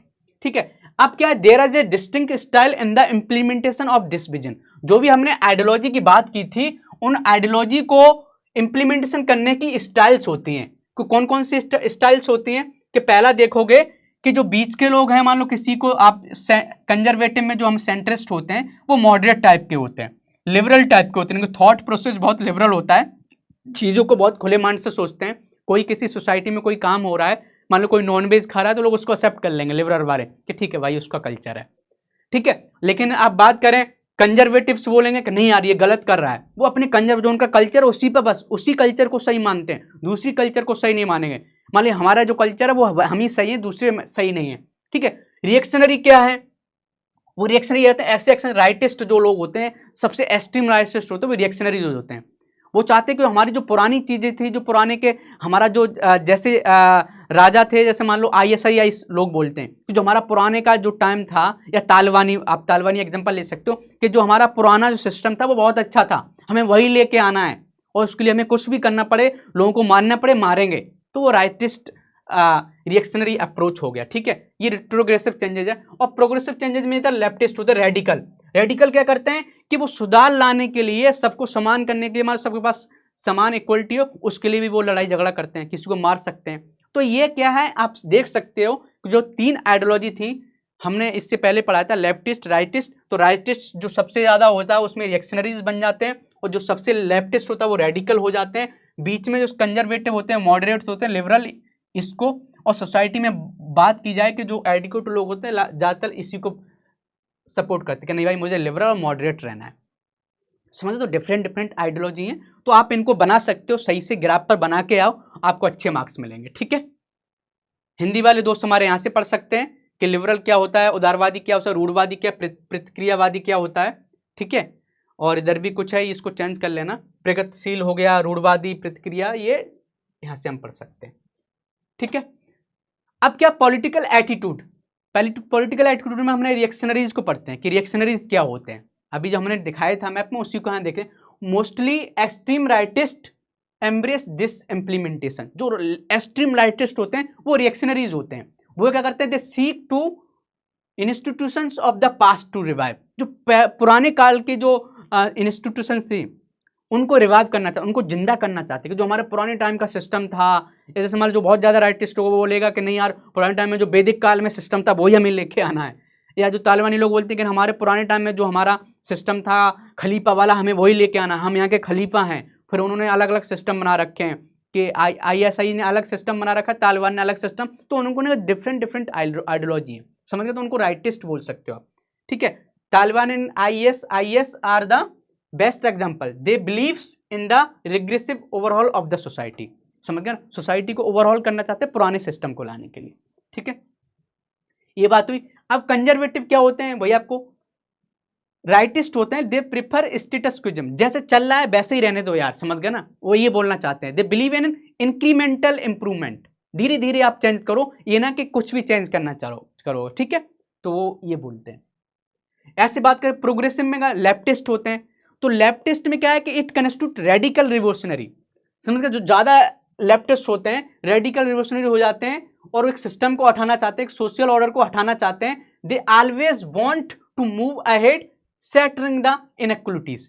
इनइक्वलिटीज जो होती हैं उनको हटाना चाहते हैं, बोलते हैं सोसाइटी में एक समानता आ जाए, और समानता को लाने के लिए लड़ाई झगड़ा करना पड़े तो करेंगे। तो ये हमारे रेडिकल्स के बारे में आप ऐसे उनकी थॉट पर।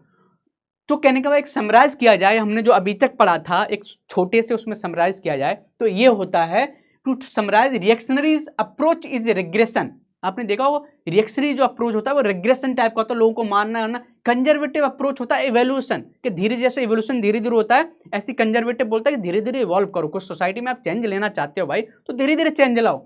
और प्रोग्रेसिव जो अप्रोच था जो लेफ्टिस्ट का होता है वो रिवॉल्यूशन होता है, कि भाई रिवॉल्यूशन का एकदम, तो देखा फ्रांस में क्रांति आई तो उसको 2-3 महीने में सब कुछ चेंज कर डाला, राजा मार डाला और सब कुछ जो सोसाइटी का ऑर्डर था वो चेंज कर दिया। गरीब भी है उनके पास रोटी खाना आ गया, तो वो एक तरह से क्या होगा, इवोल्यूशन आ गया। तो क्या कहने का मतलब ये है कि लेफ्टिस्ट रिवोल्यूशन लाते हैं, कंजर्वेटिव इवोल्यूशन लाते हैं और राइटिस्ट रिग्रेशन लाते हैं। उसको इन 3 समराइज किया जाए तो इसको आप लिख सकते हो, बहुत अच्छा है। अब इसके बाद बोलते हैं कि मैनिफेस्टेशन ऑफ पॉलिटिकल एटीट्यूड। जब हमने बोला कि हर इंसान के पास एक पॉलिटिकल एटीट्यूड होता है, तो वो पॉलिटिकल एटीट्यूड का आपके अंदर आया कैसे, कैसे आपका मैनिफेस्टेशन कैसे निकलेगा, दिखेगा। कुछ लोग जो सरकारी ऑफिसर्स है वो नहीं दिखा पाते हैं, उनकी मजबूरी है, उनका कोड ऑफ कंडक्ट है कि आपको भाई अपनी जो आइडियोलॉजी है वो अपने कामों में नहीं लेके आना, वो अपने पास रखना है। हमें निष्पक्ष होके, इम्पार्शियल होके हमें सोसाइटी में काम करना है। हमें किसी पार्टी से हमारा लेना देना नहीं है, समझ गए ना। किसी सरकारी ऑफिसर का किसी पार्टी से कोई लेना देना नहीं, बेशक उसकी आइडियोलॉजी कुछ भी हो, उसको वोट देने का अधिकार है, वोट दे सकता है। लेकिन हो सकता है कि जिस पार्टी को उसने वोट दिया हो वो पार्टी नहीं आई हो, और जिसको नहीं दिया वो सरकार में, लेकिन उसको भी काम उस सरकार के अकॉर्डिंग करना है जिसको उसने वोट नहीं दिया, क्योंकि ऑब्वियसली तो गवर्नमेंट का एक पार्ट है, समझ गए ना। अब कैसे आपका पॉलिटिकल जो एटीट्यूड होता है वो कैसे आप अपने पॉलिटिकल एटीट्यूड को एक्सप्रेस करोगे। तो जो नॉर्मल इंसान है जो किसी गवर्नमेंट का पार्ट नहीं है, जो तो वो कैसे एक्सप्रेस करते हैं? पहले तो वो वोट देते हैं, ठीक है, तो आप सरकारी ऑफिस से तो वोट दे सकते हो, यहाँ से कर सकते। सोशल मीडिया पोस्ट, भाई गवर्नमेंट का ऑफिसर नहीं डाल सकता, नॉर्मल इंसान अपनी उस एटीट्यूड को दिखाना चाहता है कि उसका पॉलिटिकल एटीट्यूड क्या है, वो कैसे दिखाएगा, वो वोट दे के दिखाएगा। वो किसी सोशल मीडिया पर पोस्ट डालेगा कि भाई ये पार्टी अच्छी है, फिर वो आर्टिकल्स लिखेगा उस पर। देखा हुआ बहुत से लोग अपनी आर्टिकल्स लिखना स्टार्ट कर देते हैं उस पर, न्यूज़पेपर, कॉफी टेबल चैट, कुछ कॉफी बैठ के आप देखा होगा जब वोट्स पढ़ना स्टार्ट होते हैं, जब माहौल होता है इलेक्शंस का, फिर आप देखो बनारस में एक चाय पे बैठ जाएगा, फिर बोला ई मर दे किसको वोट देते रहे, ऐसे बोलते हैं वो लोग, मैंने देखा है। मुझे तो भाई भोजपुरी नहीं बोलना आती थी, लेकिन उनके जो चर्चे में देखता था मजे आते थे एकदम, कि नहीं भाई उसको देना है वोट, उसने ये कर दिया। तो वो सब क्या है, वो उनके एटीट्यूड का मैनिफेस्टेशन है। स्लोगन नहीं रहे, कुछ लोग अपना स्लोगन बना के अपनी दीवार पर टांग देते हैं कि नहीं ये स्लोगन है भाई, कुछ भी उनका स्लोगन, या खुद पार्टी प्रमोट कराती है। तो हम ऐसे पॉलिटिकल एटीट्यूड को मैनिफेस्टेशन करते हैं या रिप्रेजेंट करते हैं या शो करते हैं, लोगों को दिखाते हैं, ठीक है। तो ऐसे हमारा एटीट्यूड दिखता है लोगों को। अब क्या है, how political attitudes are formed, कि जो हमारा एटीट्यूड है, पॉलिटिकल एटीट्यूड है, वो बनता कैसे है। तो देखो, बनने के लिए बहुत सी प्रक्रिया, एक छोटा सी अब किताब में लिखा है, यानी इसके अलावा भी बहुत सी चीजें हैं। क्योंकि जब कोई पर्सन पैदा होता है तो उसके पीछे छोटी छोटी चीजें, उसकी मम्मी क्या बोलती है, उसका पापा क्या बोलता है, उसके घर में कैसा माहौल रहा था, उसने गरीबी देखी है या अमीरी देखी है, गरीबी देखी तो अमीरों के खिलाफ बोलना स्टार्ट हो जाता है। तो कई चीजें, कई फैक्टर उसके पॉलिटिकल एटीट्यूड। लेकिन यहाँ पर हम बात करें तो जो पॉलिटिकल एटीट्यूड होता है एडुकेशन से बनता है, कि उसने किस टाइप की पढ़ाई की है, समझ गए ना, कि उसने क्या सीखा है लाइफ में। पढ़ाई का मतलब ये नहीं कि कुछ भी, कि ना क्या, अब मान लो एक ऐसा पर्सन, हमारा बच्चा है कोई, मान लीजिए, या किसी का आपका ही बच्चा होने वाला होगा, तो आप उसको मान लो ऐसी कम्युनिस्ट की बुक्स पढ़ाओ, तो ऑब्वियसली तो उसमें अच्छी बातें होंगी, तो उससे जरूर इंपैक्ट होगा कि नहीं यार मुझे कार्ल मार्क्स जैसा इंसान बनना है, या ये समझ गया ना, तो वो कम्युनिस्ट जैसा हो। तो आप पढ़ाई कैसे करते हो, क्या आपने पढ़ा है, तो उसका इंपैक्ट पड़ता है आपका पॉलिटिकल एटीट्यूड कैसा होगा। इलेक्शन कैंपेन से भी आपका एटीट्यूड, पॉलिटिकल एटीट्यूड बनता है। आपने देखा आपका घर ऐसा है कि वहां पर देखा एक ही पार्टी के इलेक्शंस के कैंपेन हो रहा, तो हो सकता है आप जरूर उससे इंपैक्ट पड़ जाओ, तो आपकी सोच में आया कि नहीं यार ये पार्टी अच्छी है, मुझे इसका। सोशल मीडिया से भी आप इंपैक्ट हो सकते हो, कोई पोस्ट पढ़ी कि नहीं यार भाई अरविंद केजरीवाल की ये बहुत समय पोस्ट देख रहे हैं, कि देखे जा रहे हैं कि यार इसने हेल्थ में काम किया है, या इसने इसमें काम किया है, देखा कांग्रेस का ये काम किया है, आप उनके काम देखना स्टार्ट किए, तो आपकी आइडियोलॉजी वहाँ चेंज होगी। तो उनकी सोशल मीडिया पोस्ट से भी आपका पॉलिटिकल एटीट्यूड बनेगा। इकोनॉमिक स्टेटस भी आपका पॉलिटिकल एटीट्यूड बनाता है। आप गरीब हो तो अवश्य आप बोलो कि नहीं यार हम गरीबों के लिए कौन बात करता है, सीपीआई कम्युनिस्ट बात करता, तो मुझे ऐसा करना, सीपीआई का सपोर्ट करना। आपने देखा नहीं कांग्रेस यार अमीरों के बारे में सोचे, तो बोलो कि नहीं अमीरों का। तो पार्टी, आपकी सोच है, वो पॉलिटिकल एटीट्यूड है, वो आपके इकोनॉमिक स्टेटस पर डिपेंड करता है, समझ गया ना। तो ये चीजें हमारे एटीट्यूड हो गया, जो हमारा पॉलिटिकल एटीट्यूड हो गया, कई चीजों पर डिपेंड करता है। एक तो एजुकेशन हो गया, शिक्षा आपने क्या पढ़ा है, क्या जाना, एक चुनाव अभियान में क्या चल रहा है, एक सामाजिक मीडिया जो चल रही है उसमें आप क्या देख रहे हो, और आपकी आर्थिक स्थिति कैसी है, उस पर भी आपका पॉलिटिकल एटीट्यूड डिपेंड करता है, ठीक है। अब हम आगे की बात करते हैं, सोशल इन्फ्लुएंस क्या होता है। इस पर क्वेश्चंस आते हैं, बहुत सिंपल क्वेश्चन होते हैं कि सोशल इन्फ्लुएंस होता क्या है। देखो दोस्तों, सोशल इन्फ्लुएंस क्या है। Social influence refers to one person influencing the other to change the latest attitude, since attitude is made up of emotions, affective component जैसे आपने पढ़ा है, opinions, cognitive component and behavior. social influence also seek to alter the condition another person's emotions, opinions and behavior.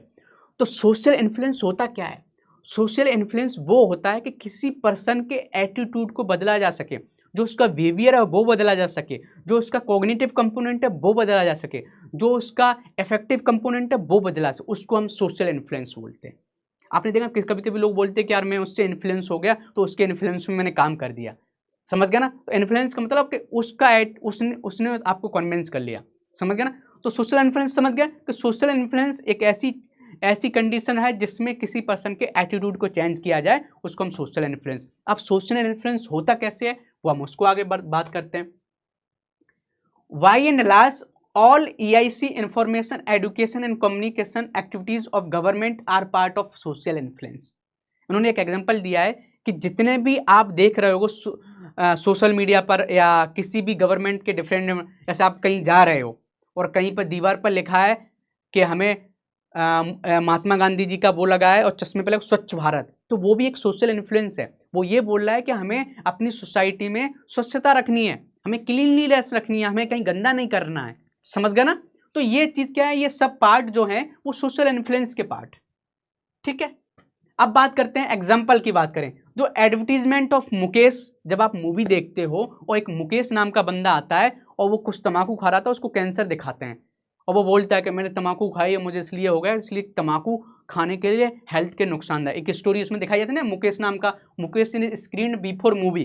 तो ये क्या एक social influence है। उस सोशल इन्फ्लुएंस से ये समझाया जाता है कि आप स्मोकिंग करोगे तो आपकी भी कंडीशन मुकेश की तरह हो जाएगी। तो ये समझाते हैं कि स्मोकिंग हमें छोड़नी है। समझ गया ना? तो ये दूसरा, prime ministers call to nation for keeping every गली मोहल्ला क्लीन। जब प्राइम मिनिस्टर जी हमारे जब बोलते हैं कि हर गली को साफ रखना है, सुथरा रखना है, तो ये भी क्या है, सोशल इन्फ्लुएंस है कि एक ऐसा पर्सन आपको इन्फ्लुएंस करना चाह रहा है कि नहीं ऐसा काम करो। तो सोसाइटी में, सोशल मीडिया में जो भी किया जाता है किसी काम के लिए, तो वो सब इन्फ्लुएंस होते हैं। ठीक है, अब देखोगे MS स्वामीनाथन, एग्जाम्पल आपको देते हैं कि सोशल इन्फ्लुएंस से कैसे इफेक्ट होते हैं और क्या क्या एग्जाम्पल। जब Swaminathan wanted to become a doctor, MS Swaminathan doctor बनना चाहते थे, लेकिन जब वट वहन इन्फ्लुएंस बाई महात्मा गांधी, जब महात्मा गांधी के कांटेक्ट में आए तो उन्होंने बंगाल उनके साथ गए, तो बंगाल में देखा कि इतना गंदा वो हो रखा था, क्या बोलते हैं, जब फीमान आया था वहां पर अकाल पड़ा था, उस अकाल में बहुत से लोग मारे गए। तो फिर उन्होंने पता क्या बोला कि हमें अब इंडिया के एग्रीकल्चर के कुछ काम करना है, और इंडिया के वो जाने माने एग्रीकल्चरिस्ट हैं, समझ गए, बहुत बड़े साइंटिस्ट माने जाते हैं। ग्रीन रिवोल्यूशन की बात किया जाए तो MS स्वामीनाथन का नाम लिया जाता है। तो एक पर्सन जो डॉक्टर बनना चाहता था और बाद में देखो साइंटिस्ट बन गया एग्रीकल्चर में, किसका कारण, क्योंकि वो इन्फ्लुएंस हुआ किससे, महात्मा गांधी जी से। तो यही सोशल इन्फ्लुएंस है कि आप इन्फ्लुएंस कैसे होते हैं। ठीक है, तो ये एग्जाम्पल आप याद कर सकते हैं। अब social influence can be negative and positive, ये भी बात सही है कि जो सोशल इन्फ्लुएंस है वो नेगेटिव भी हो सकता है, पॉजिटिव। अब ऐसी चीजें सीख रहे हैं जो हमारी जिंदगी में अच्छा करें, हमारी सोसाइटी के लिए अच्छा करें, तो वो पॉजिटिव इन्फ्लुएंस है। और ऐसी चीजें सीख रहे हैं जो हमारी सोसाइटी के लिए नेगेटिव करें और पॉजिटिव नहीं कर रही हैं, तो वो क्या होगा, नेगेटिव इन्फ्लुएंस होगा। अब जैसे मान लीजिए हम कहीं पर ऐसी मूवी देख रहे हैं कि जिसमें केवल सिगरेट पिलाना और करप्शन दिखाया जा रहा है और मारदा दिखाई जा रहा है, हम तो बच्चे क्या सीख रहे हैं, वो ये सीख रहे हैं भाई हमारा एक्टर है वो स्मोकिंग कर रहा है। आपने देखा होगा बहुत, जो कानपुर का कौन सा देखा है, अक्षय कुमार जी और शाहरुख खान निकलते हैं पान मसाले का, एक वो देखा ना, अक्षय कुमार ने भी बात बीच में आया था, लोगों ने बहुत विरोध करना स्टार्ट कर दिया था। शाहरुख खान जी तो करते ही हैं कि देखा एक बहुत अच्छी सुगंध आती है और लगती है कि वो किसी एकदम स्वर्ग में जाने लगे, उसे खा के स्वर्ग में जा रहे हैं, ऐसे ऐसे दिखने लगता है, आसपास एकदम तितलियां उड़ते हुए, ऐसा लग रहा है स्वर्ग आ गया। भाई तंबाकू खाने से स्वर्ग मिलने लगेगा, क्या आप दिखाना चाह रहे हो? तो ये भी एक सोशल इन्फ्लुएंस है, वो नेगेटिव सोशल इन्फ्लुएंस है। समझ गया ना? लोग करते हैं पैसे के लिए करते हैं, लेकिन समझदार इंसान उनसे इफेक्ट नहीं, उस इन्फ्लुएंस में नहीं पड़ेगा। वो सोचेगा ये गलत काम है, ये अपने पैसे के लिए कर रहा है, वो उससे तो पैसा मिल रहा है भाई, एक तम्बाकू खाई और उसको पैसा मिल रहा है, अजय देवगन जी को पैसा मिल रहा है, तुमको क्या मिलेगा, तुमको खाने का भाई कैंसर मिलेगा। वो नहीं खाते हैं, वो हो सकता है खाते भी नहीं हो। तो जो समझदार, जिनके अच्छे एथिक्स होते हैं, वो सच में ऐसा प्रचार नहीं करते। समझ गया ना? तो ये नेगेटिव इन्फ्लुएंस भी होते हैं, पॉजिटिव इन्फ्लुएंस भी होते हैं। ठीक है, degree of influence varies from person to person. Celebrities, politicians, sport persons have a greater degree of influence. मैं आपको कुछ सिखाना चाहूँ तो हो सकता है आप पर इतना इम्पैक्ट ना पड़े, लेकिन वही चीज़ कोई बड़ा लोग बोलेगा तो आपको इम्पैक्ट पड़ेगा। समझ गया ना? जैसे देखो, हो सकता है कि मैं एक बहुत अच्छी आपको चीज़ बताना चाहते हैं कि एक ऐसा पर्सन जो सिलेक्टेड नहीं है, जिसने सिलेक्शन नहीं हुआ है, हो सकता है कि उसको नॉलेज जो सेलेक्ट पर्सन हुआ है उससे ज़्यादा नॉलेज हो, लेकिन लोग उसको सुनेगा नहीं, सुनेगा, क्योंकि जिसका सिलेक्शन हुआ लोग उसको सुनेगा। तो डिग्री ऑफ इन्फ्लुएंस भी वो पर्सन टू पर्सन डिपेंड करता है। क्या लगता है कि शाहरुख खान जो अभी एक्टर है, आज वो कुछ बोले लोग उसको सुनेंगे, लेकिन हो सकता है कि रियल लाइफ में उससे अच्छे भी एक्टर हों, बस ये कि उसको जाना नहीं है लोगों ने। समझ गया ना? उसकी कैपेबिलिटी को नहीं पहुंचा पाया, सोसाइटी ने जाना नहीं। तो बहुत सी चीज़ें ऐसी होती हैं कि degree of influence different different चीज़ों पर डिपेंड करता है। ठीक है, अब क्या, social influence is described as the change in person's behaviour, thoughts, feelings and attitudes that result from interactions with another individual. कि जो सोशल इन्फ्लुएंस है वो ये होता है किसी पर्सन की एटीट्यूड में, उसके विचार में, उसके सोचने के नजरिए में जो चेंजेज आ जाते हैं किसी दूसरे पर्सन के इंटरेक्ट करने से या उससे बात करने से या उसको सुनने से या उसे देखने से, उसको सोशल इन्फ्लुएंस बोला जाता है। आप ये डेफिनेशन लिख सकते हो, ठीक है। अब टाइप ऑफ सोशल इन्फ्लुएंस, आपको इन सर का तो नाम जरूर लिख लेना और लिख के आना, एग्जाम में आपको बहुत अच्छे मार्क्स मिलेंगे। कि टाइप्स ऑफ सोशल इन्फ्लुएंस होता क्या है, कि सोशल इन्फ्लुएंस कैसे होता है। तो सोशल इन्फ्लुएंस जो होता है, किसी चीज को पहले हम आइडेंटिफिकेशन करते हैं कि भाई क्या है। अब मान लीजिए आपने देखा कोई स्पीच दिया जा रहा है, मान लीजिए कोई भी है, हम नरेंद्र मोदी जी का स्पीच, पहले आइडेंटिफाई करो क्या बोला जा रहा है, फिर क्या करोगे, उसको अपने अंदर लेके, नहीं यार अच्छी बात बोली है, हमें इसके अंदर लेके आना। फिर आपने उसको कंप्लायंस किया, मीन्स उसको अपने अंदर, फिर उसको इंटरलाइजेशन अंदर, मीन्स आपने उसको अपनी जिंदगी में लेके आ गए। तो इस तरह से आपका क्या होता है, सोशल इन्फ्लुएंस होता है। ये हर्बर्ट कैलमैन ने एक ग्राफ बनाया था कि सोशल इन्फ्लुएंस कैसे काम करता है, कि पहले चीज़ों को देखते हो, आप आइडेंटिफाइड करते हो कि हमारे लिए क्या है अच्छा, फिर उसको कंप्लायंस मीन्स करते हो, मीन्स कंप्लायंस का मतलब अनुपालन करना स्टार्ट करते हो, पहले पहचान करते हो, फिर अनुपालन करते हो, फिर अंतरीकरण करते हो, मीन्स उसको करना अपनी जिंदगी में लेके आ जाते हो। तो ऐसे तरह से हमारा सोशल इन्फ्लुएंस होता है, ठीक है। अब देखो कंप्लायंस क्या होता है, पहले हम कंप्लायंस की बात करते हैं, ठीक है। कंप्लायंस की बात करते हैं, देखा होगा, compliance implies formation of standards attitudes and forcing a individual to modify his or public attitude to suit standard attitude. तो एग्जांपल आपने देखा हो, वियरिंग हेलमेट। कोई कंप्लायंस जो होता है वो ये होता है कि कोई ऐसा रूल रेगुलेशन बना दे कि तुम्हें ये अनुपालन करना है, नहीं करोगे तो आपको कुछ दंड भरना पड़ेगा या कुछ सजा दी जाएगी। जैसे आपने देखा होगा, हेलमेट पहनना एक कंप्लायंस है, समझ गया ना। तो ये भी एक सोशल इन्फ्लुएंस है, लेकिन उसको इन्फ्लुएंस कैसे किया जा रहा है, दूसरे तरीके से किया जा रहा है, उसके लिए सजा लगा दी जाए, उसके लिए चालान काट दिया जाता है। तो समझ गया ना। ये civil servant is a promoting digital payment, कोई सिविल सर्वेंट एक डिजिटल पेमेंट को प्रमोट कर रहा है, ये भी एक तरह से क्या है, सोशल इन्फ्लुएंस है, समझ गया ना। तो ये चीजें हम कर सकते हैं, यहां से देख सकते हैं। अब आइडेंटिफिकेशन कैसे करते हो, influence seek to identify him her self with the influences, this applicable only in case of celebrities, people listen them, follow them and imitate them. तो कोई भी चीज होती है, किसी चीज को हम पहले देखते हैं, सुनते हैं, तब अपनी जिंदगी में लेके आते हैं। जैसे एग्जांपल है ये single call of actor Akshay Kumar. Akshay Kumar ने बोला कि हमारे आर्मी जो लोग मर रहे हैं, जब बीच में हुआ था कुछ कांड, तो देखा था उनके लिए, उन्होंने अक्षय कुमार जी ने बोले थे कि हमें मनी इकट्ठा करना उनकी जो भी बच्चे उनकी पढ़ाई के लिए। तो उसमें एक कॉल में बहुत से लोगों ने पैसा उस फंड में इकट्ठा कर दिया था, क्यों, क्यों अक्षय कुमार ने बोला था, समझ गया ना। तो एक आइडेंटिफिकेशन एक भी होती है कि लोग देखते हैं कौन बोल रहा है, तो वहां से भी सोशल इन्फ्लुएंस हो जाता है, ठीक है। अब इंटरनलाइजेशन क्या होता है, कि आप अपनी जिंदगी में लेके आते हो, कैसे लेके आते हो।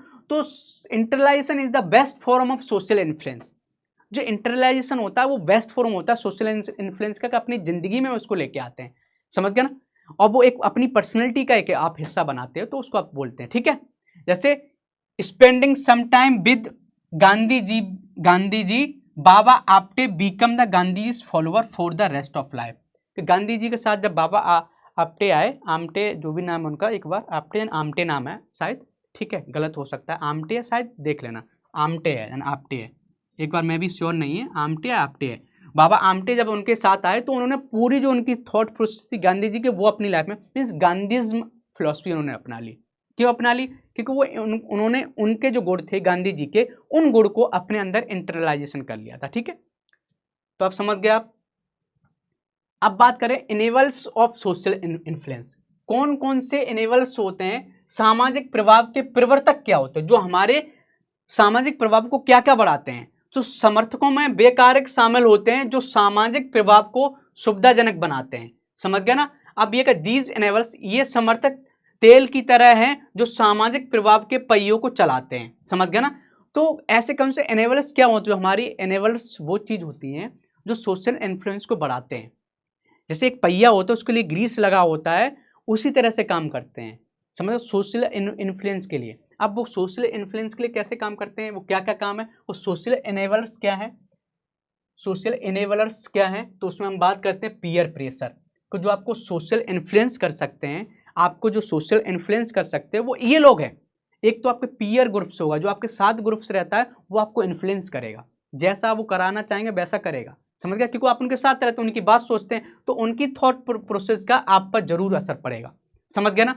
आप जैसे दोस्तों के साथ आप बताइए, मान लो मैं हूं और मैं सिगरेट नहीं पीता हूं और मेरे 10 दोस्त जो मेरे पास रह रहे हैं वो सिगरेट पी रहे हैं डेली, तो हो सकता है कि मैं आने वाले टाइम में 4 से 5 महीने में मैं सिगरेट पीना स्टार्ट कर दूं। क्यों? क्योंकि पीयर प्रेशर का जो सोशल इन्फ्लुएंस है वो मेरे पास पड़ना स्टार्ट हो गया, समझ गया ना। तो पीयर ग्रुप भी होता है, ठीक है, तो पीयर जो प्रेशर भी होता है वो भी मुझे एक सोशल इनेबलर्स का एक काम है। एक एक करिश्मा होता है, किसी भी पर्सन बहुत अच्छा है, वो उसके पास क्वालिटीज हैं, जैसे मार्टिन लूथर है, बोलने की क्वालिटी बहुत अच्छी थी, वो कुछ बोलना स्टार्ट कर दे, आई हैव अ ड्रीम, एक उनका स्पीच था, I have a dream speech था, ये स्पीच, ठीक है, स्पीच, सॉरी, ठीक है, पीपीटी में गलत लिखा है, स्पीच था उनका, आई हैव अ ड्रीम, और वो सुनना, उसमें जो पर्सन कितना मस्त बोलता है, उसको सुन के ही लोग मोटिवेट हो गए थे। तो ऐसे भी आप उनसे सोशल इन्फ्लुएंस हो सकता है। मास्टर और सर्वेंट रिलेशनशिप, कोई आपको कोई चीज़ सिखा रहा है तो वो बोले कि भाई आपको ऐसा करना है, और उनके लिए आपके पास रेस्पेक्ट तो आप जरूर करोगे, तो ये भी सोशल एनेबलर्स एक हो जाएगा, ठीक है। कंटेंट, आप क्या सीख रहे हो, जैसे कुछ कुछ आपके लिए बेनिफिशियल है या रेशनल है, सही लग रहा है आपको, प्रैक्टिकेबल है, तो वो भी आपके लिए सोशल एनेबलर्स का काम कर रहा है, समझ गया ना। अब आपने कोई चीज़ देखी कि हमारे लिए सही चीज़ है कि नहीं, ये हमें करना है, जैसे मान लीजिए आप जीन्स नहीं पहनते हो, ठीक है, लेकिन आपने जब दोस्तों को देखा कि यार जीन्स ऐसी होती है कि 10 दिन तक पहन दो, 1 महीने तक पहन दो, गंदी नहीं हो सकती है, होती है तो ठीक है, लगता है, लेकिन नॉर्मल जो पैंट्स होते हैं उनसे बेहतर होती है, तो आने वाले टाइम आप जीन्स नहीं पहन रहे हो, आप जीन्स पहनना स्टार्ट कर दो, क्योंकि आपने ये देखा कि जो कंटेंट देख रहे हो, आपने ये देखा ये बेनिफिशियल भी है हमारे लिए, आपने ये देखा ये रेशनल भी है, सही भी है, और ये प्रैक्टिकेबल भी है, प्रैक्टिकल है, ठीक है, इसको कर लेते हैं। तो ऐसे फिर क्या, प्रेजेंटेशन एटीट्यूड, कुछ चीजें ऐसी हमारी जिंदगी में आ जाती कि ऐसे लोग उसको प्रेजेंट करते हैं, तो वो क्या हो जाता है, प्रेजेंटेशन करना स्टार्ट होता है, तो फिर हमको समझ में आता है कि नहीं यार हमें ये कर लेनी चाहिए, समझ गया ना। तो जैसे कुछ प्रेजेंटेशन होते हैं, जैसे a presentation by someone which change your attitude, like presentation of refugees problems by ENO, ठीक है, जैसे कुछ चीजें हैं जो यूनाइटेड नेशन से उन्होंने रिफ्यूजी की प्रॉब्लम बताई कि उनके पास देख रहे हो कि यार कितनी प्रॉब्लम्स होती है, कितनी गरीबी होती है, उन्होंने ये दिखाए पूरी पृथ्वी हमारा घर है, तो भाई इन रिफ्यूजीज़ को हम क्यों नहीं ले रहे, एक दूसरे को क्यों नहीं लेता। फिर देखो जर्मनी ने भी बहुत से रिफ्यूजीज़ को एक्सेप्ट कर लिया, इजिप्ट ने भी कर लिया। तो कहने का मतलब प्रेजेंटेशन भी आपके सोशल इन्फ्लुएंस का एक कारक बन सकता है, समझ गया ना। तो ये हुआ। अब हम बात करते हैं सामाजिक समर्थक, जो मैंने अभी पढ़ाया था वही यहाँ पर है, तो हमारे हिंदी वाले दोस्त देख सकते हैं। अब एक सोशल इन्फ्लुएंस का एक पार्ट होता है, वो होता है परसुएशन, ठीक है। परसुएशन की बात करें तो परसुएशन होता क्या है, क्वेश्चन पूछा गया है, आपको जरूर इसकी डेफिनेशन याद कर लेंगे, परसुएशन होता क्या है। तो persuasion is a deliberate attempt to alter the attitude, वही चीज, वही डेफिनेशन वही है, बस उसका क्या है थोड़ा, persuasion is the deliberate attempt to alter the attitude, means कौन सा एटीट्यूड, इमोशंस उनका चेंज करना है, थॉट करना and behaviour of other person. Persuasion is A form of social influence, persuasion क्या है कि एक पार्ट है सोशल इन्फ्लुएंस का, समझ गए ना। जैसे आप किसी पर्सन को आप किसी काम के लिए उसको कन्विंस करते हो, नहीं भाई ये कर ले, जैसे मान लो परसुएशन, मेरा दोस्त मुझसे बोले कि नहीं यार मेरे साथ तुझे चलना है, सुंदरबन घूमने चलेगा, तो वो परसुएस कर रहा है। अब वो कैसे करेगा परसुएशन, फिर मुझे वीडियोस दिखाएगा, देख भाई यहाँ कितने अच्छे टाइगर्स दिखते हैं, देख कितनी अच्छी ये पूरे वर्ल्ड की एक देखा जाए तो बहुत अच्छे उसमें डाइवर्सिटी में इसका नाम जाना जाता है कि यहाँ पर बहुत ज़्यादा बायोडाइवर्सिटी बहुत ज़्यादा है, यहाँ पर देखेगा एनवायरनमेंट एकदम बहुत अच्छे उसमें है यहाँ की, देखेगा कि बहुत अच्छा समुद्र का एक अच्छे सीन्स दिखेंगे, फिर बोलेगा कि मैंग्रोव बर्ड्स के बहुत ज़्यादा बड़े मैंग्रोव्स यहाँ पाए जाते हैं, तो कई चीज़ें वो बताएगा मुझे और वो कन्विंस करेगा मुझे, तो वो क्या परसुएशन है उसका, ठीक है। तो persuasion is A form of social influence, ठीक है। तो अनुनय दूसरे व्यक्ति के दृष्टिकोण, भावना, विचारों और व्यवहार को बदलने का एक जानबूझकर किया गया प्रयास है। अनुनय सामाजिक प्रभाव का एक रूप है, समझ सकते हो, हिंदी वाले दोस्त यहाँ से देख सकते हैं, ठीक है। और हिंदी में कोई ऐसा वर्ड्स होता है जो आपको लगे गलत है तो उसको आप चेंज कर लेना, ठीक है, कर सकते हो, गूगल जो होता है गूगल ट्रांसलेशन, वहां से आप कर सकते हो, ठीक है।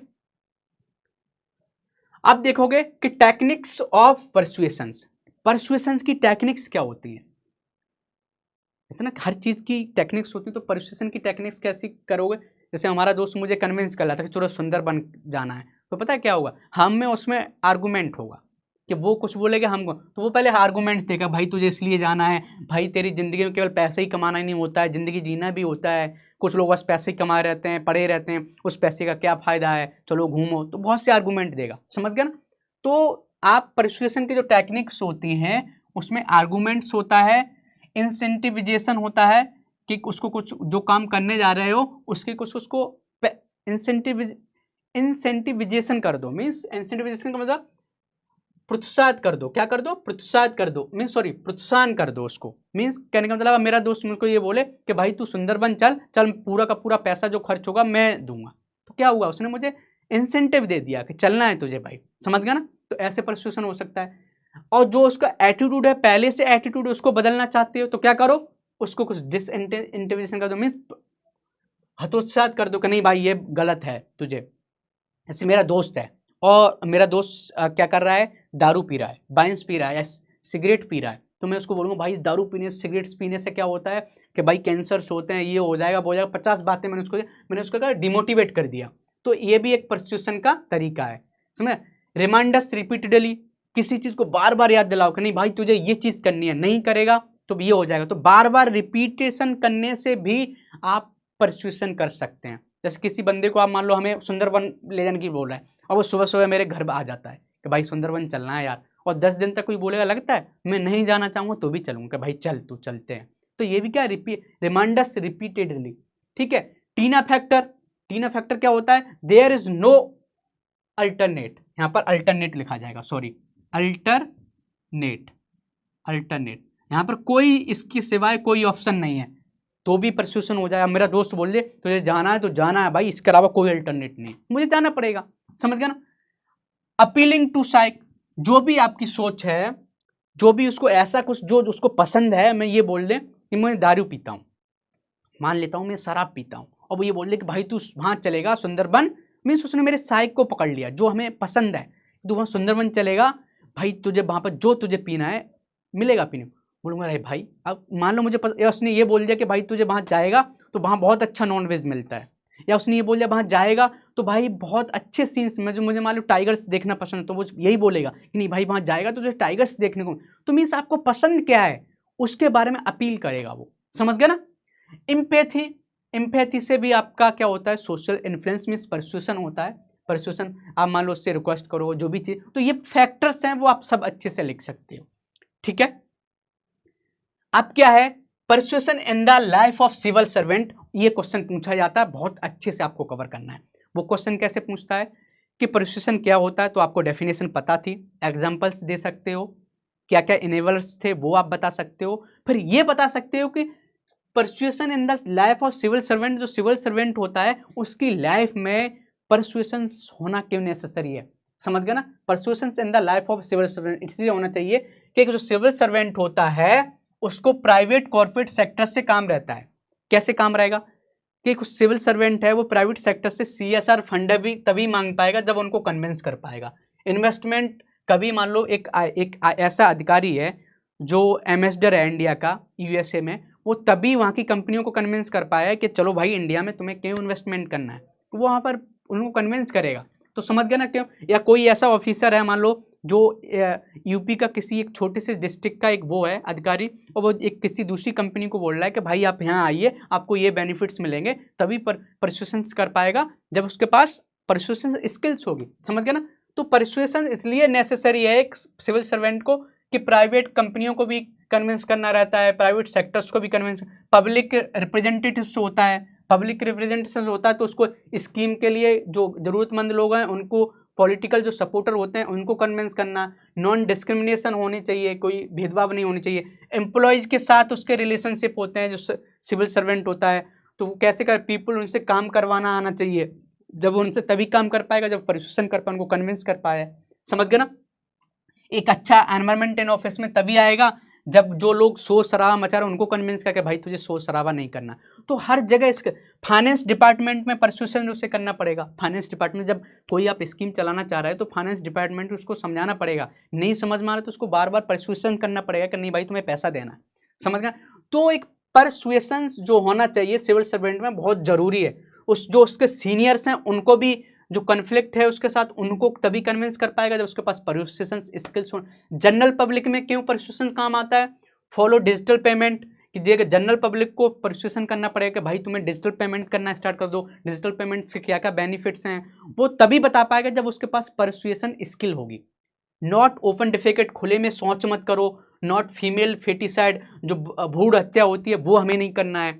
तो कहने का मतलब एक परसुएशन जो स्किल होती है, कन्विंसिंग स्किल्स जो होती है, वो एक सिविल सर्वेंट के पास होना चाहिए। उसे बहुत से काम करने पड़ते हैं कि मान लो वो एक पर्सन को मना भी कर सकता है कि ड्रिंकिंग क्यों नहीं करना है। मान लो उसकी ड्यूटी ऐसी जगह हो गई, ऐसे गांव के पास हो गई जहाँ पर सब लोग दारूबाज हैं, सब लोग दारू पिए जा रहे हैं, तो वो तब उनको कन्विंस कर पाएगा जब उसकी परसुएशन स्किल अच्छी होगी कि वो डिफरेंट मेथड अप्लाई कर पा रहा है, लोगों को कन्विंस कर पा रहा है। तो कहने का मतलब एक सिविल सर्वेंट के पास क्यों परसुएशन स्किल्स होनी चाहिए वो आपको समझ में आ गई होगी दोस्तों। ठीक है, तो परसुएशन क्या होती है वो आप समझ गए, परसुएशन के जो एनेबल्स होते हैं वो आप समझ गए, और परसुएशन एक सिविल सर्वेंट के पास क्यों होनी चाहिए वो भी आपको समझ में आ गया होगा। ठीक है, तो वो हम यहाँ से सीख सकते हैं। इसके बाद जैसे अब जो चीज़ हमें अभी बात तक बताई थी वही थी, तो आज हमने एटीट्यूड को बहुत अच्छे से कवर किया है और होप करते हैं कि आपको बहुत अच्छे से समझ में आ गया होगा। और बस आप अच्छे से जो हमारी वीडियोस अभी पहली वीडियोस पड़ी हुई है उसको आप देखिए, उसमें जो भी आप अच्छे से फीडबैक दीजिए और हम उस पर काम करते हैं, और अच्छे से पढ़ते रहिए, आपका ज़रूर सिलेक्शन होगा। मिलते हैं अगली वीडियो में। Okay, thank you.